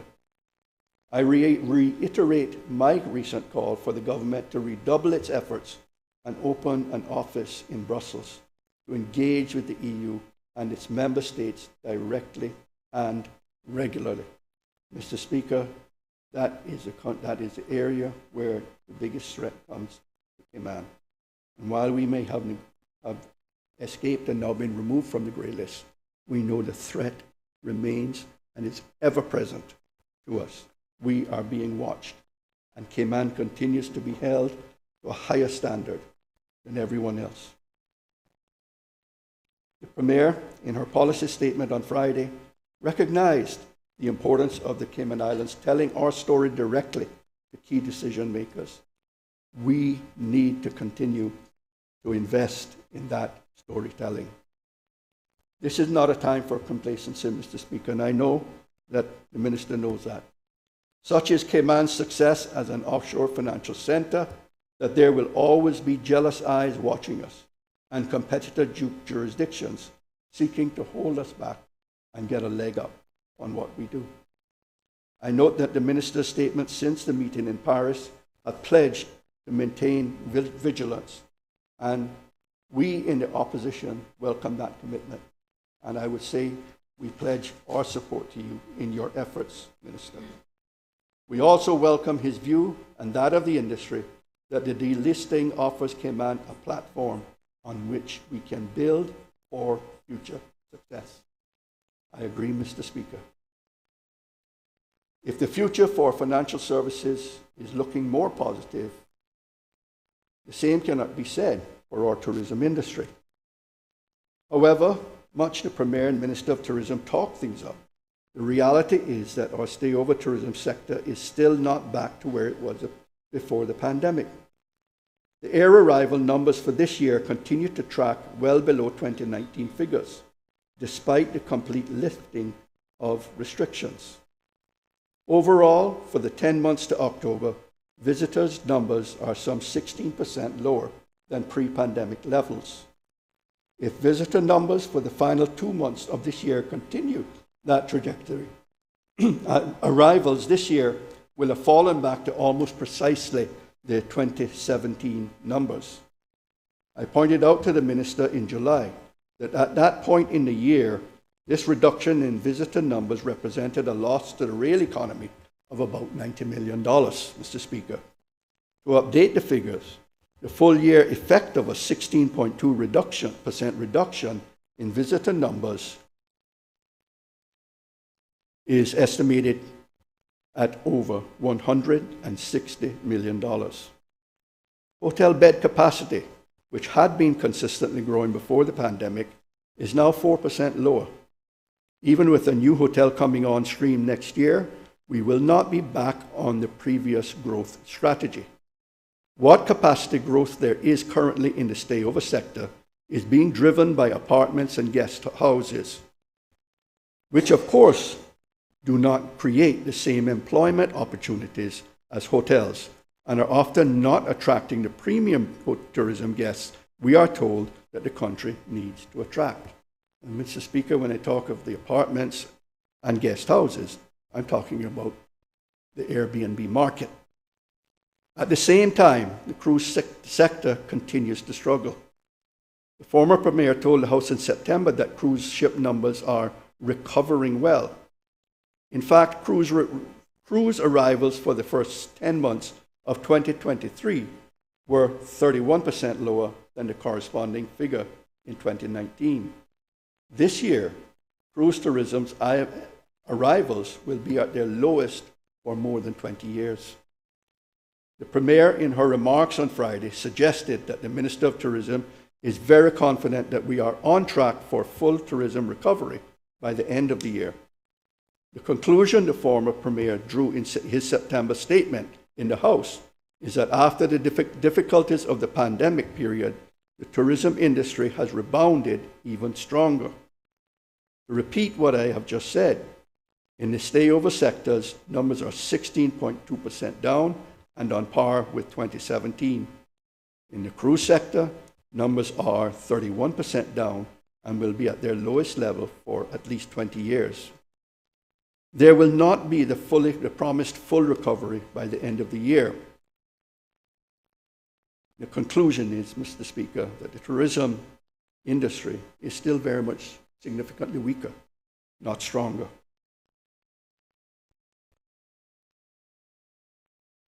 In his first public statement under the new regime, the tourism minister heralded the September visitor numbers as representing a momentous year for tourism, adding this year has exceeded our expectations. But really, I think all this really shows is that the minister had set a very low expectation of 70%, rather than that the numbers were good. The minister remains particularly blind to the problem being faced in the cruise industry. His statement proclaimed, from a cruise perspective, we look forward to seeing a continued increase in the number of ships calling into Grand Cayman. A continued increase? Really? As I have said, the cruise numbers this year will be lower than at any time in the last 20 years. Perhaps more worrying is that cruise arrival numbers in recent months are now tracking below even the levels of 2022, when we were still seeking to gain traction after a later reopening than some rival destinations. In the 5 months of June to October 2023, cruise ship numbers were 15% down compared even with 2022. In short, for Cayman's cruise industry, the problems are acute and they are getting worse. By contrast, cruise ship numbers have fully recovered to 2019 levels in jurisdictions such as Trinidad and Tobago. They are over 40% higher than in 2019 in the Bahamas, and they have more than doubled in the Dominican Republic over pre-pandemic levels. At the same time, stayover visitor numbers have fully recovered to 2019 levels and beyond across much of the Caribbean and Central America.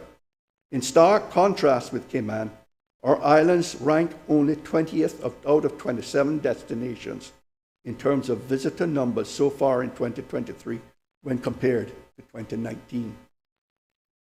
The issues we face in our tourism industry are not a post-pandemic problem. They are a Cayman Islands problem.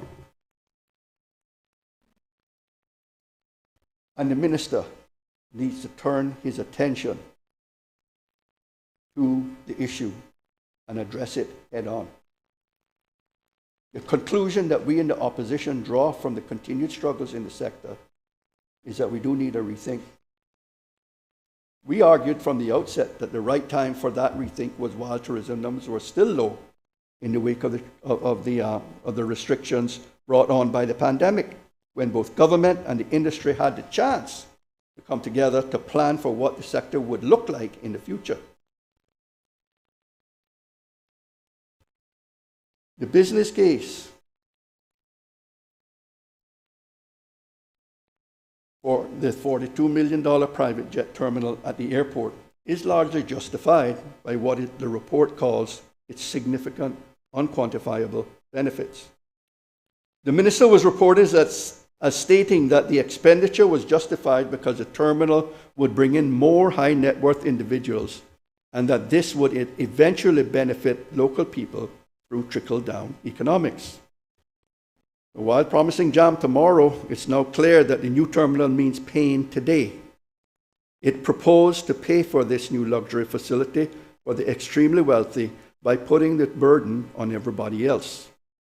Instead of users of the new terminal footing the bill, the cabinet has imposed a $15 airport development fee on all passengers to fund the current phase of improvements, including the new private jet terminal. Passengers, visitors, Caymanians alike, who will only be able to see the new facility in the distance, will be putting their hands in their pockets to pay for it. No wonder the International Air Transport Association has criticized the charges as discriminatory and contrary to the International Civil Aviation Organization's charging policies.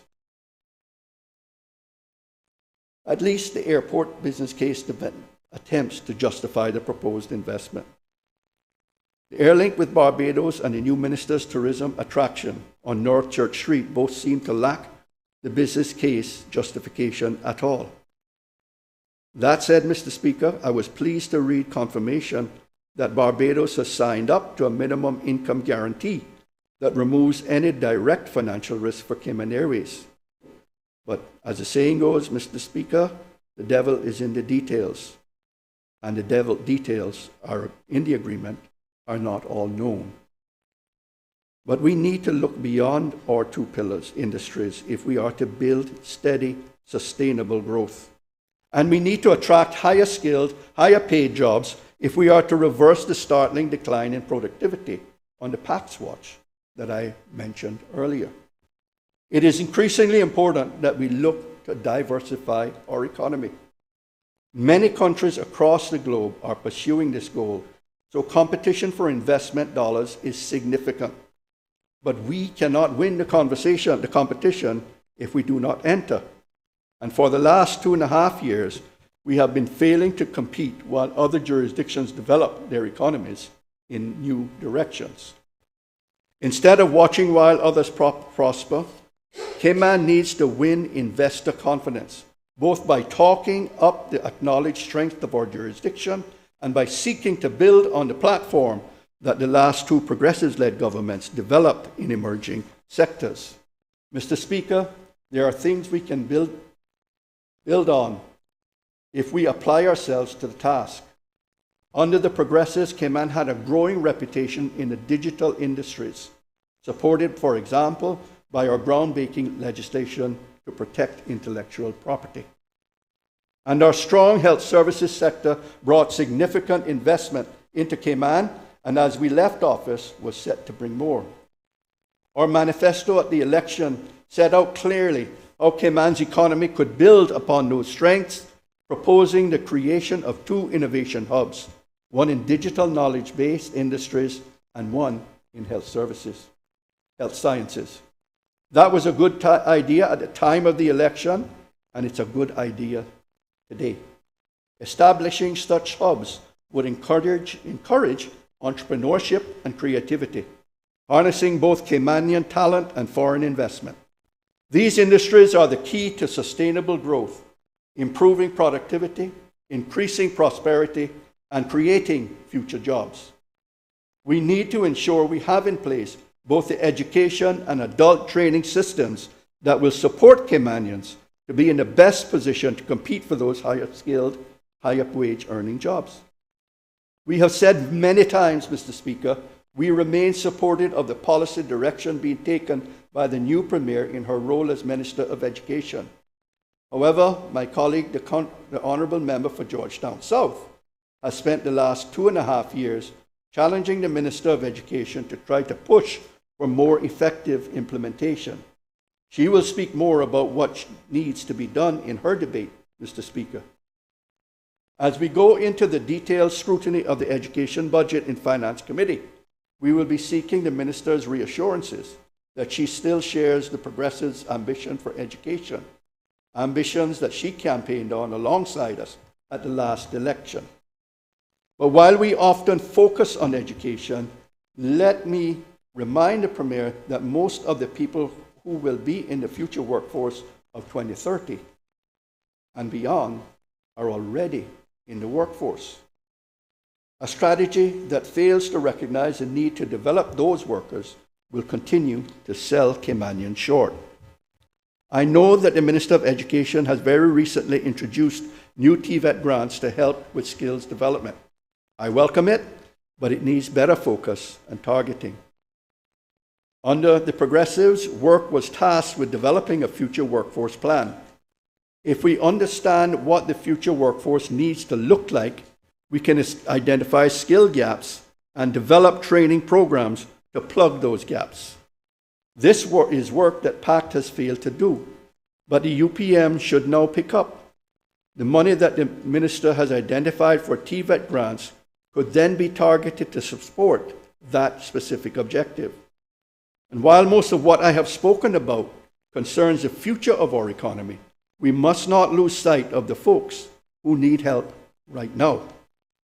That was the purpose, Mr. Speaker, of a motion that we brought to the House at September sitting, proposed by the Honourable Member for Georgetown North. You will recall that the motion advocated a mechanism through which the government could support those who were finding it difficult to access work to get on a pathway to full-time employment. The member will speak more on this matter during the debate, Mr. Speaker, and I know that the minister responsible will listen to what he has to say. Climate change is an area where, given the former Premier's rhetoric and reputation, I had expected would see the packed government leading the way. But let's be honest, little has been achieved. We supported the need for climate change policy, Mr. Speaker. We were disappointed that it took 2 years to produce. And to be honest, we were equally disappointed by the content. After 2 years of work, a prioritized list of risks that Cayman should be addressing was published in the draft policy. In my view, the climate threats to flora and fauna at the top of the list, while very important, need to be distinguished from the potentially catastrophic impacts on the people who live and work in the Cayman Islands. The Progressives welcome and support action to tackle the potential disruption of turtle populations and to try to support coral flourishing. But what we really want to see, as I said earlier, is a properly worked out and costed plan setting out the adaptations Cayman needs to make to face up to the climate challenges that will most heavily impact our people. Let us subject the former Premier's climate change policy to one central test. Having identified the vulnerability of coastal settlements, buildings, and infrastructure, does the policy clearly set out what actions are necessary to mitigate the identified risk? Does it tell us how much those actions will cost and how they will be paid for? Does it tell us when those actions will be taken care of and by whom? Sadly, the answer to those questions is no. Without answering those questions, the policy takes us no further forward. Now that we have a new dedicated minister in place, able to drive things forward, I urge her to better focus her efforts. The current climate change policy contains some 47 actions that are described as short-term priorities, and given a time scale of 2023 to 2025, as I have said previously, when everything is a priority, nothing is a priority. Instead of 47 different things, let the new minister focus instead on doing the work needed to meet the central tests that I have just set out, developing a properly costed plan to meet the challenges facing our coastal communities and, by extension, probably our entire population. Creating such a plan ready for the next government to pick up and start to deliver would, I think, be a strong legacy for the UPM to leave. Alongside that work, the UPM must prioritize moving forward with Project Regen. The Deputy Leader of the Opposition will talk about Regen in more detail, Mr. Speaker, but I would like to remind Parliament that the project remains the single most significant contribution that this government could make to sustainability. Yet, instead of being embraced and driven forward, it has been subject to endless dithering and delay. At the end of September, yet another deadline set by the former Premier for the financial close of the contract was missed. And as a reminder, that deadline was a full 2 years after the original deadline set by the Progressive-led government. The most recent long stop date of 30th of November has also been missed, since we have had no public announcement of the contract being completed. The Premier's only mention of waste management on Friday was a commitment to continuously improve the current solid waste management of the landfills. So then, what conclusion should the country draw from her silence on Regen? I ask her to clarify her government's position on this vitally important project. I remind this Honourable House, I remind the public, I know that there are those who do not support the Regen project, but there is no other alternative.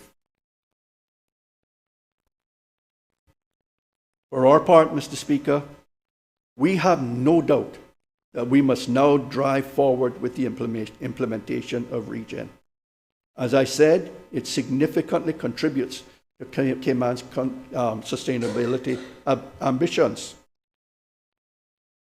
Regarding traffic concerns, the Deputy Leader of the Opposition has proposed several measures to ease congestions that were being implemented when he was Minister for Transport.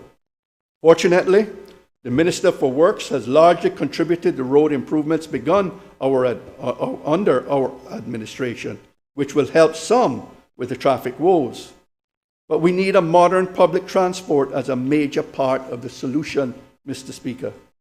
When in office, the Deputy Leader started efforts to develop a comprehensive long-term public transportation plan. Regrettably, the government decided it needed to start all over again. Then the Minister with responsibility for transport, the member for Georgetown Central, told us just after taking office that his goal was to transform our approach to public transportation. Despite there being work on transforming public transport begun by the progressives that he could have picked up, it was not until November 2022, 18 months after taking office, that he launched a consultancy study to design a solution. We in the opposition were skeptical of the minister's approach, fearing the study might have been designed simply to confirm his preconceived ideas. Now that the consultant's report is finally in the public domain, we see our fears were concerned. The study was too focused on buses and different options for their operation to be able to consider more radical options and solutions. Nonetheless, Mr. Speaker, we should not let the great be the enemy of the good. Rather than once more starting again, the government needs to tell us how the work to choose the best option for a new bus service will be taken forward and how that solution will be implemented, including its financing. It was somewhat alarming that the current minister responsible for releasing the report was focused on the bureaucratic rearrangement of responsibilities advocated in the report, while remaining silent on the transport solution itself. If the silence means no solution is coming forward, then presumably we will not find appropriate measures in the budget to implement any changes whatsoever. This pushes back once more any hope of delivering a new public transport system anytime soon, meaning that congestion will only get worse and carbon monoxide emissions will continue to increase. Mr. Speaker, we must make progress on public transport. Any further dithering would be bad news for commuters, bad news for those in need who need access to modern public transport, and bad news for the environment. The final priority I want to speak to, Mr. Speaker, is to address the challenges of a rapidly aging population. Honorable Leader, I don't want to catch you unawares. You've got about 9 minutes. I have about 5 minutes left, sir. Perfect. I will end on time.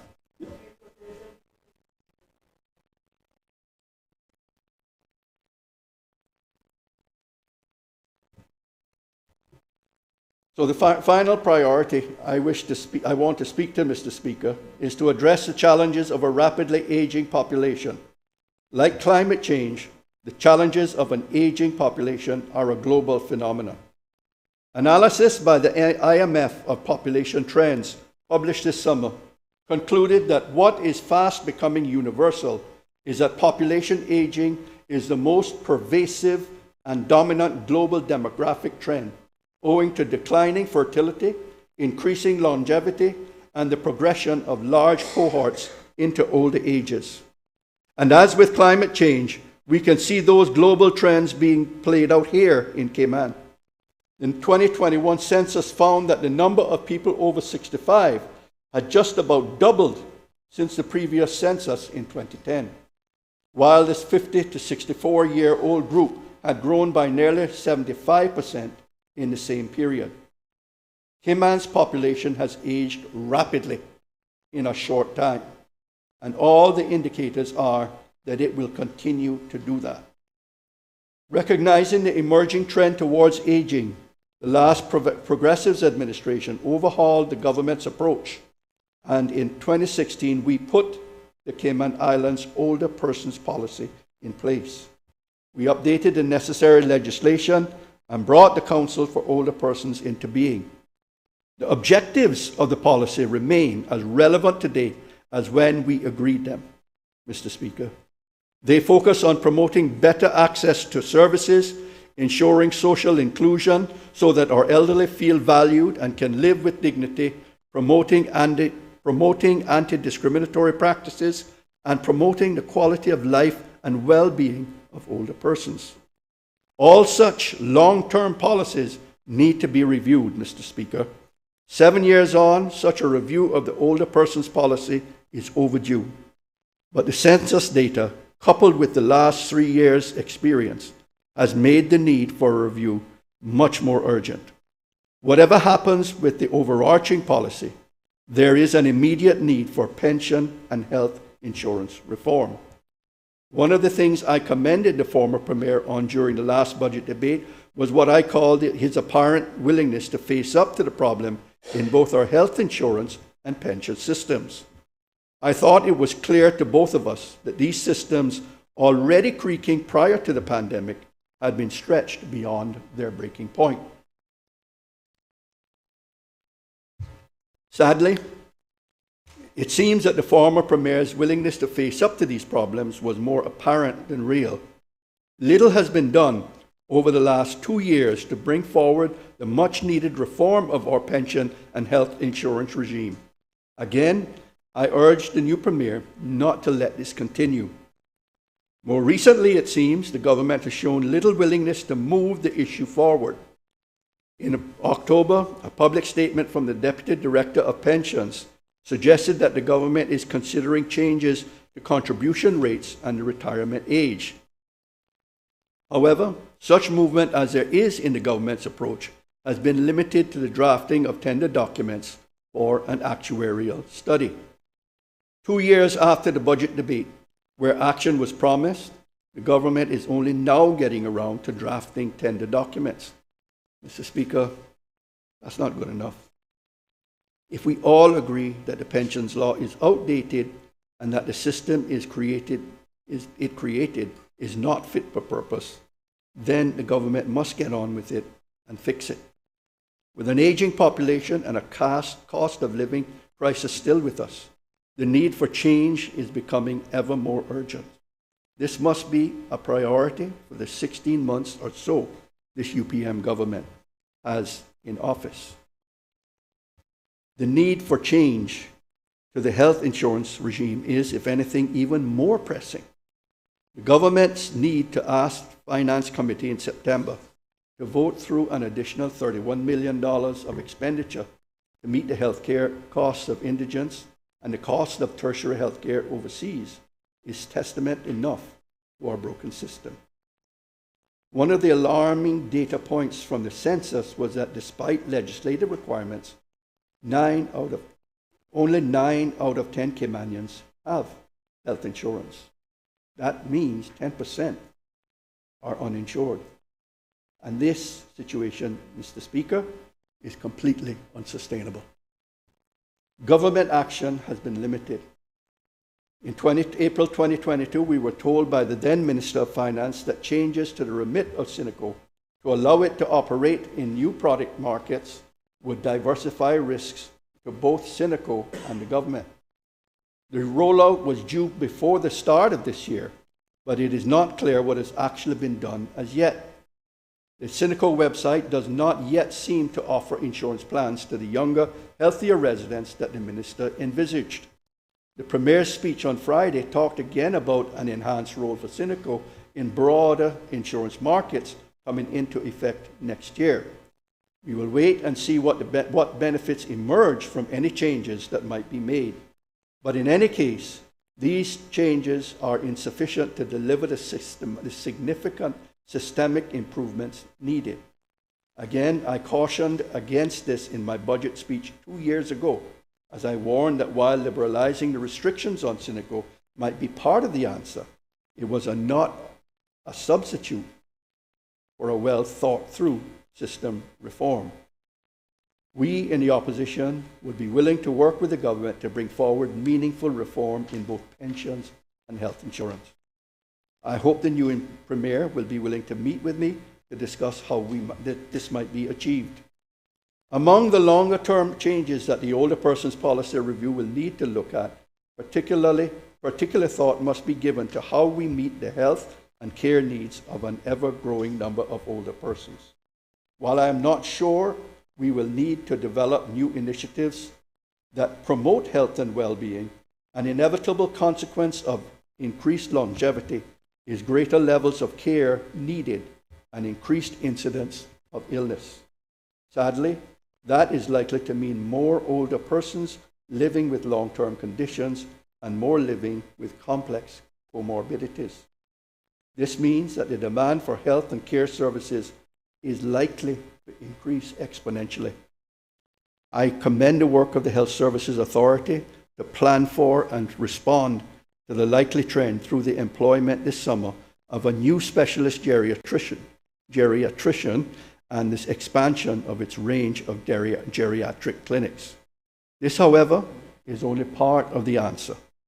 Clinical interventions are important, but meeting the ongoing care needs of elderly persons in their own homes also needs much more attention. There is already a limited private sector market on island for the provision of some care services, but that market needs to grow, and the range of services available needs to expand to take in more complex needs. The government should take the lead now in planning for and stimulating the growth of that market. It is much better, Mr. Speaker, that we develop the market in advance of the expected increases in the numbers needing care rather than wait for a further crisis in services for older persons to occur. One example of that is workforce development. We need to plan for the number of extra care workers that will be needed and make sure that Caymanians are developing the skills to take the jobs that will be available in the sector. Many of these will be skilled professional jobs with stronger career paths. We should begin now to equip young Caymanians for those jobs and those careers than we import yet more foreign care workers. Higher up the scale of need, we know that we will need to care for many more of our older persons. I rise as I noticed that the clock, according to our standing orders, have expired for the Honourable Leader of Opposition in respect to his contributions to the debate. I am very well aware of that, Honourable Minister. Thank you for pointing it out. But if you have a look at the standing orders, you will see that the standing orders accord the Speaker the discretion to allow a member to wind up his or her speech.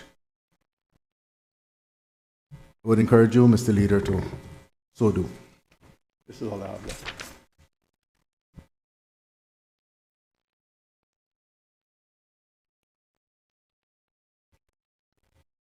Mr. Speaker, higher up the scale of need, we know that we will need to care for many more of our older persons living with dementia.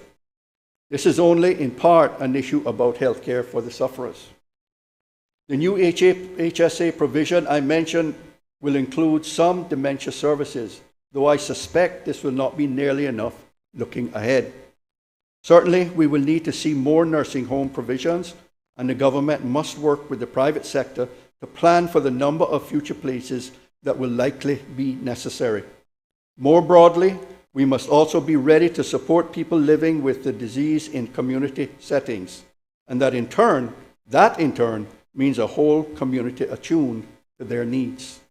I therefore welcome the work being led by the Alzheimer's and Dementia Association of the Cayman Islands to make the Cayman Islands a dementia-friendly tourism destination. And I hope that work can be broadened to become community-wide rather than tourism-specific. I understand the Minister of Tourism has pledged to support the association's initiative. Having rightly criticized him for his lack of leadership in the tourism sector, I must thank him for the leadership he has shown in that respect.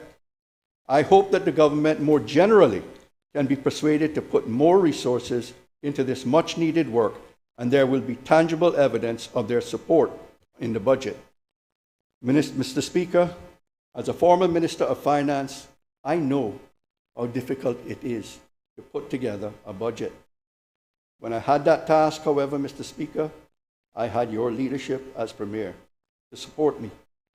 You helped ensure budget bids were coherently aligned with our strategic policy statement objectives.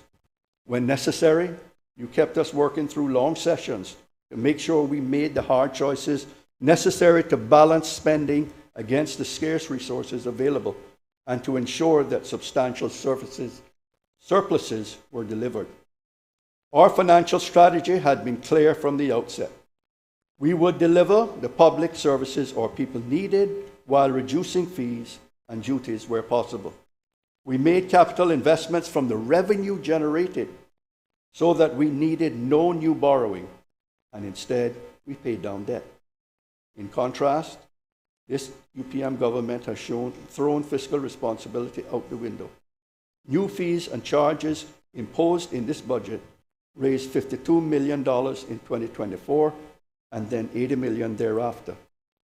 In this budget alone, the burden of $150 million of new debt will be placed on the backs of future generations who will still be repaying it. Mr. Speaker, I repeat what I said earlier. This takes the new debt incurred by this government in its various guises over the 4 years term to a genuinely staggering $500 million. Overnight, we have moved from a position where under the Progressives, 100% of capital expenditures were financed by recurrent revenues to one that is almost 100% financed by borrowing. Our commercial banks will be salivating at this opportunity to bid on providing new financing to the government. Caymanians will be paying for the excesses of those on the government benches for decades to come. But there is an alternative, Mr. Speaker. We need to end the raise it, spend it approach. We need to stop spending on vanity projects. We need to come back to living within our means. To do that, the country needs a much clearer focus on a smaller number of priorities, things that will have the biggest impact on our people today and that will make the biggest difference in the long term. I have set out today what I believe those priorities should be. I have also shared some fundamental and perhaps hard truths with my friends across the aisle.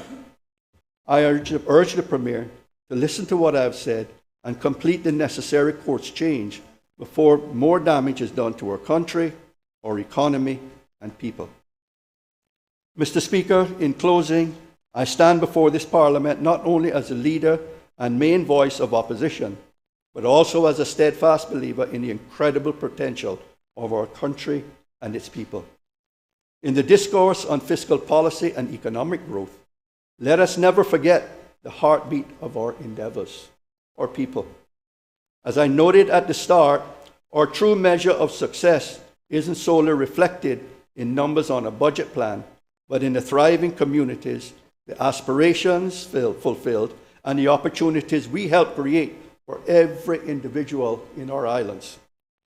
We have the potential to craft a landscape where innovation, entrepreneurship, and hard work converge to foster an environment where our people flourish, where dreams take flight, and where no aspiration is beyond reach.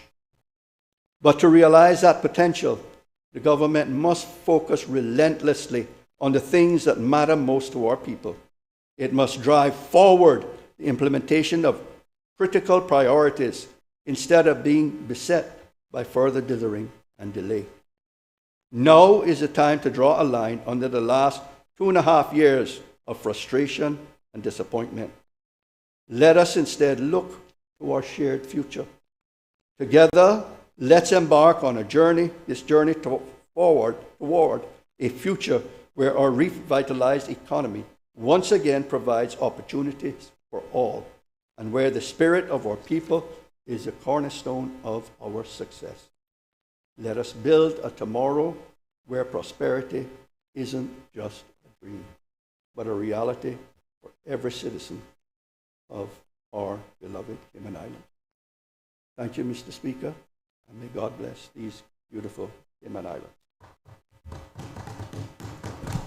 Thank you, Mr. Leader. Does any other member wish to speak?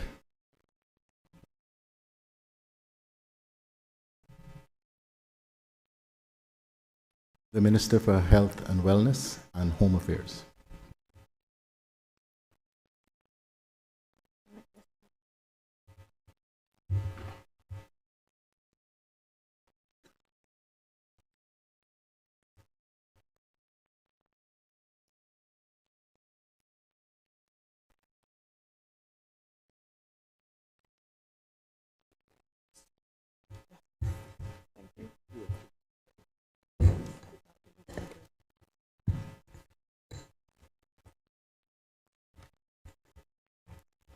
Honourable Speaker, members of Parliament and fellow Caymanians,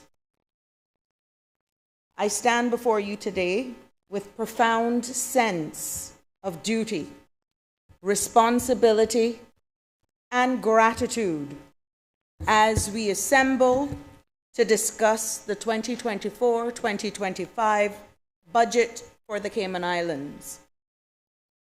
This budget, Mr. Speaker, is a roadmap representing our collective vision for a safe, resilient, and secure Cayman Islands, focused on national security, public safety, and improving the well-being of our people. Mr. Speaker, as a people, we are not unfamiliar with facing adversity and our ability to cope with the difficult and at times even extraordinary, as you know, is how we have developed the remarkable resilience for which we are known, that continues, Mr. Speaker, to serve us well to this day. It is in the spirit of that resilience that I deliver this address to this honourable Parliament today. Mr. Speaker, I want to assure this honourable Parliament and the wider public alike that we are committed to fiscal responsibility. This budget has been crafted with a keen eye on financial prudence, ensuring that every dollar is spent wisely for the benefit of our people, whether it relates to tackling security risks and delivering public safety services or safeguarding the health and wellness of the nation by ensuring access to health care interventions, preventative services, awareness, and education. Our primary goal is to allocate resources efficiently in order to meet the pressing needs of our communities, while safeguarding the long-term financial health of our islands. This has required us to make difficult strategic investment decisions, Mr. Speaker. Our financial services sectors continues to be a bedrock of our economy, providing stability and a significant source of revenue. Tourism, too, is making a strong comeback as global travels reopens and direct flights to the Cayman Islands have expanded. Yes, Mr. Speaker, the economic outlook is somewhat promising, but we have not reached where we ought to be by luck. To ensure long-term prosperity, we must remain vigilant and proactive in our concerted effort to maintain the integrity of our key economic pillars. The safety and security of these islands, in its broadest sense, Mr. Speaker, is the foundation that enables our tourism and financial sectors to thrive. And it requires strategic investments in national security, public safety, and as COVID taught us, public health, and a robust national healthcare structure. Mr. Speaker, my vision is that healthcare will one day become another key pillar for the economic growth and stability of our islands. Mr. Speaker, as I stand before you to present the recent accomplishments and future aspirations of my two ministries, I must first highlight that the value of the work which the Ministry of Health and Wellness and the Ministry of Home Affairs delivers far exceeds that which can be quantified by dollars and cents. I have often spoken, Mr. Speaker, of how people-driven I am, and offered example of how people-driven my ministries are. The Ministry of Health and Wellness, its statutory authorities, including the country's largest healthcare provider, the Health Services Authority, and departments such as Environmental Health and the Mosquito Research and Control Unit, all play a vital role in providing a quality of life and our people access to public health necessities that are not common in other jurisdictions. These departments affect each and every one of us on these islands on a daily basis, from providing quality health care to ensuring public health is safe through daily garbage collections and mosquito control, keeping dengue and other mosquito-borne diseases at a reduced level. Mr. Speaker, similarly, the Ministry of Home Affairs ensures that our people and infrastructure are protected at all times and offers rehabilitation for those who have committed offenses so that they can be assimilated back into our society. Mr. Speaker, at surface level, my two ministries are vastly different in their needs and outputs, but at the core, they are quite similar. Their work saves lives, Mr. Speaker. The truth is their success fuels that is of this entire government is without them, our residents would not be able to do their jobs, enjoy their neighborhoods and public areas, take risks in the playgrounds and football fields, feel safe or be protected in an emergency. My ministries, Mr. Speaker, are people-centered. Mr. Speaker, I will first speak to the Ministry of Home Affairs. The Ministry of Home Affairs continues to meet and exceeds its responsibility for furthering public safety and resiliency of the Cayman Islands through continued strategic and operational improvement relevant to national security, emergency response, disaster relief, and offender management services. The Ministry of Home Affairs' strategic direction prioritizes people development, corporate and client wellness, national policy, service excellence, partnership, and alignment. Also, public awareness with the vision to build a safer Cayman Islands through innovative and effective solutions in public safety. We have been very deliberate in building capabilities through talent and technology. That positions Home Affairs as a truly intelligence-led ministry. This is to ensure that our policies are in fact solutions that are based on deep and comprehensive understanding of the enduring security and public safety issues facing our islands. Mr. Speaker, since assuming the post, I have seen Home Affairs and its entities surged by leaps and bounds. Our policy making and decision making have strengthened our national public safety capabilities and synergized our work with the rest of the government, In the coming financial year, we would like to remain on this trend by developing more national policy solutions that will directly address public safety matters. This includes focusing on youth leadership development within our uniformed services, emergency communications, fire and rescue services, disaster relief and national security, and the detention and rehabilitation of offenders. I listened keenly to the member of the opposition, and I am pleased to say that within this address, many of what he has mentioned is actually addressed, if not have already begun. All policies are in place to make sure that they will be achieved within this budget cycle.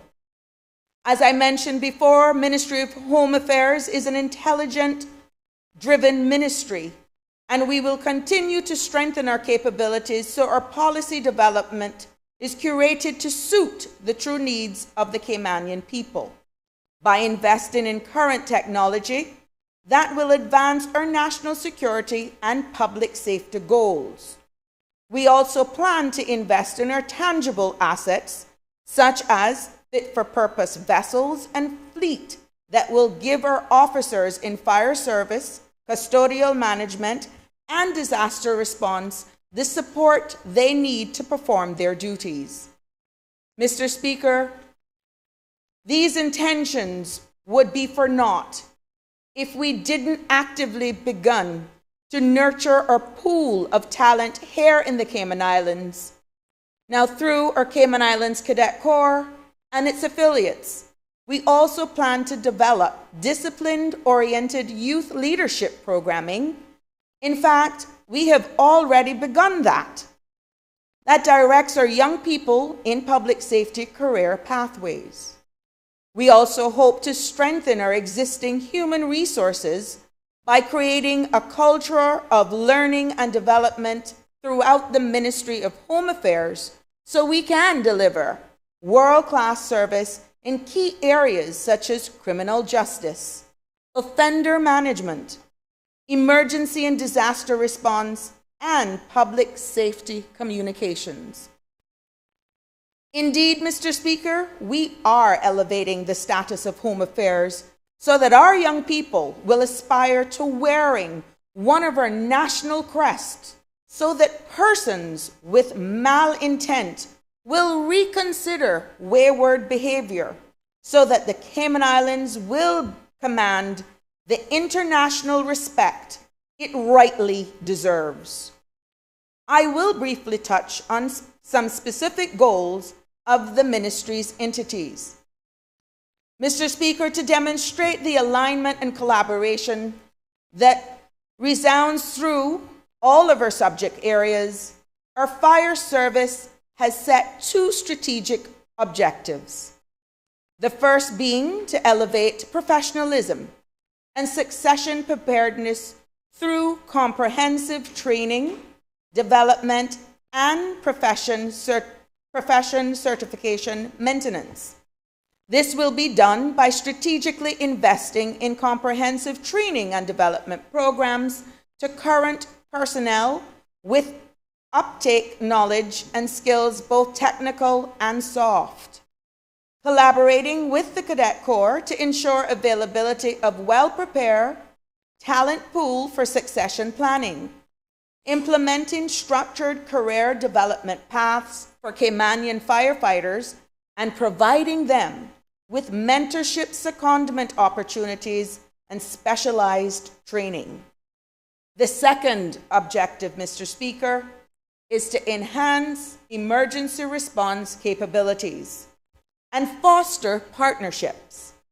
We aim to achieve this by maintaining in 24/7 domestic and aviation emergency response capabilities, making strategic investments in training, equipment, personnel, and buildings, immersing fire personnel in practical exercises that will empower them to handle diverse incidents, including fires, hazardous materials, spills, and natural disasters, and fostering collaboration with other emergency response agencies and partners. Mr. Speaker, the Fire Service plans to accomplish all of this while cultivating a culture of excellence and integrity throughout their ranks, again demonstrating the alignment throughout the Ministry of Home Affairs. This is similar to our comrades at His Majesty Prison Service, who have made strengthening their security and integrity a primary objective. How will this be achieved, Mr. Speaker? By training prison officers for their current and future roles within the service, promoting ownership and dedication amongst officers, adapting expertise from other jurisdictions, and supporting that with a robust framework that is aligned with international standards, proactively addressing security risks and involving challenges while safeguarding both staff and the broader community. Mr. Speaker, the second objective of our prison service focuses on the men and women who have committed offenses and requires rehabilitation. As I alluded to earlier, through synergies with the Department of Community Rehabilitation and other partner agencies, the prison service will forge agreements for holistic evidence-based interventions. The service will also enhance their technical and vocational offerings to inmates so that they will be equipped with the skills necessary for reintegration into the workforce, their families, and the community as a whole. By and large, Mr. Speaker, this does not just include the elected arm. This will include our nation as a whole. We have found that people are less embracing of offenders who want to be reintegrated back into society and have found countless roadblocks used against them. We will do our best as a government to make sure that this culture changes. A sharper focus has been taken on inmate mental health and the therapeutic services to address pre-existing challenges that might have led them to offenses. Collectively, these actions feed into the overarching goal to reduce recidivism amongst offenders. Mr. Speaker, every step taken by the prison service will also be aligned with intelligence-driven approach of the ministry. I will now take this time to applaud another Ministry of Home Affairs entity. That's the Department of Public Safety Communication for the work it has done.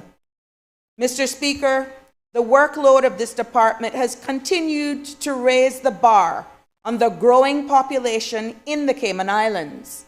As an example, I can share that the call volume for 911 Communication Center has consistently increased over the past 3 years. In 2021, there was an average of 4,864 calls per month and a total of 58,372 calls for the year. In 2022, the department received an average of 5,228 calls per month and a total of 66,766 calls for the year. In 2023, the monthly average of calls taken is at 8,300 calls, with approximately 4,000 of these calls being dispatched for emergency services. This year alone, Mr. Speaker, the team has fielded a total of 99,660 calls from January through August. This represents a remarkable 71% increase in calls in just 2 years. This demonstrates how beneficial the recent upgrades made to the Department of Public Safety Communications resources has been. The goal of the Department of Public Safety Communication for the next financial year, Mr. Speaker, is to maintain and protect these environments, namely the computer-aided dispatch system and the National CCTV program. The computer-aided dispatch system, or CAD system, enhances emergency response by improving all handling and dispatch accuracy, which reduces response times in critical life-threatening events. The system works to reduce human errors and facilitate accurate data collection and analysis. The National CCTV program, which has been one of our greatest infrastructural strengths, has been improved this year in both software and hardware and enabled the department to roll out integrative services and specialized investigative tools. Also, as a result of the increasing demand and constant reliance on the Department of Public Safety Communication, a top priority is the maintenance of our cutting-edge communication infrastructure that allows us to future-proof the public safety network, thereby increasing capabilities and resiliency. Now, this includes the completion of the new communication tower in Northwood, the acquisition of the state-of-the-art radio system and dispatch consoles, the necessary software upgrades as well.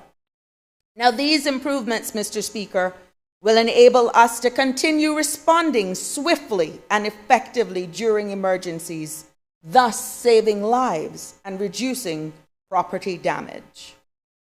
Mr. Speaker, you've heard for yourself how these priorities align, how the ministry chooses to synergize its efficiencies so that we can continue to offer the Cayman Islands the best public safety. Home Affairs. Mr. Speaker. Madam Minister, would this be a convenient point to take the luncheon adjournment? Yes, sir. Suspension? Yes. Thank you. Members, we have a photographer outside to take a group photo of this current makeup of Parliament.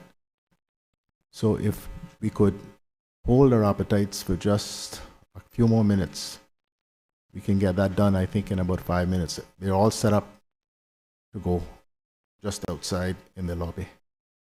We'll take the luncheon suspension now, and we will resume at 2:15.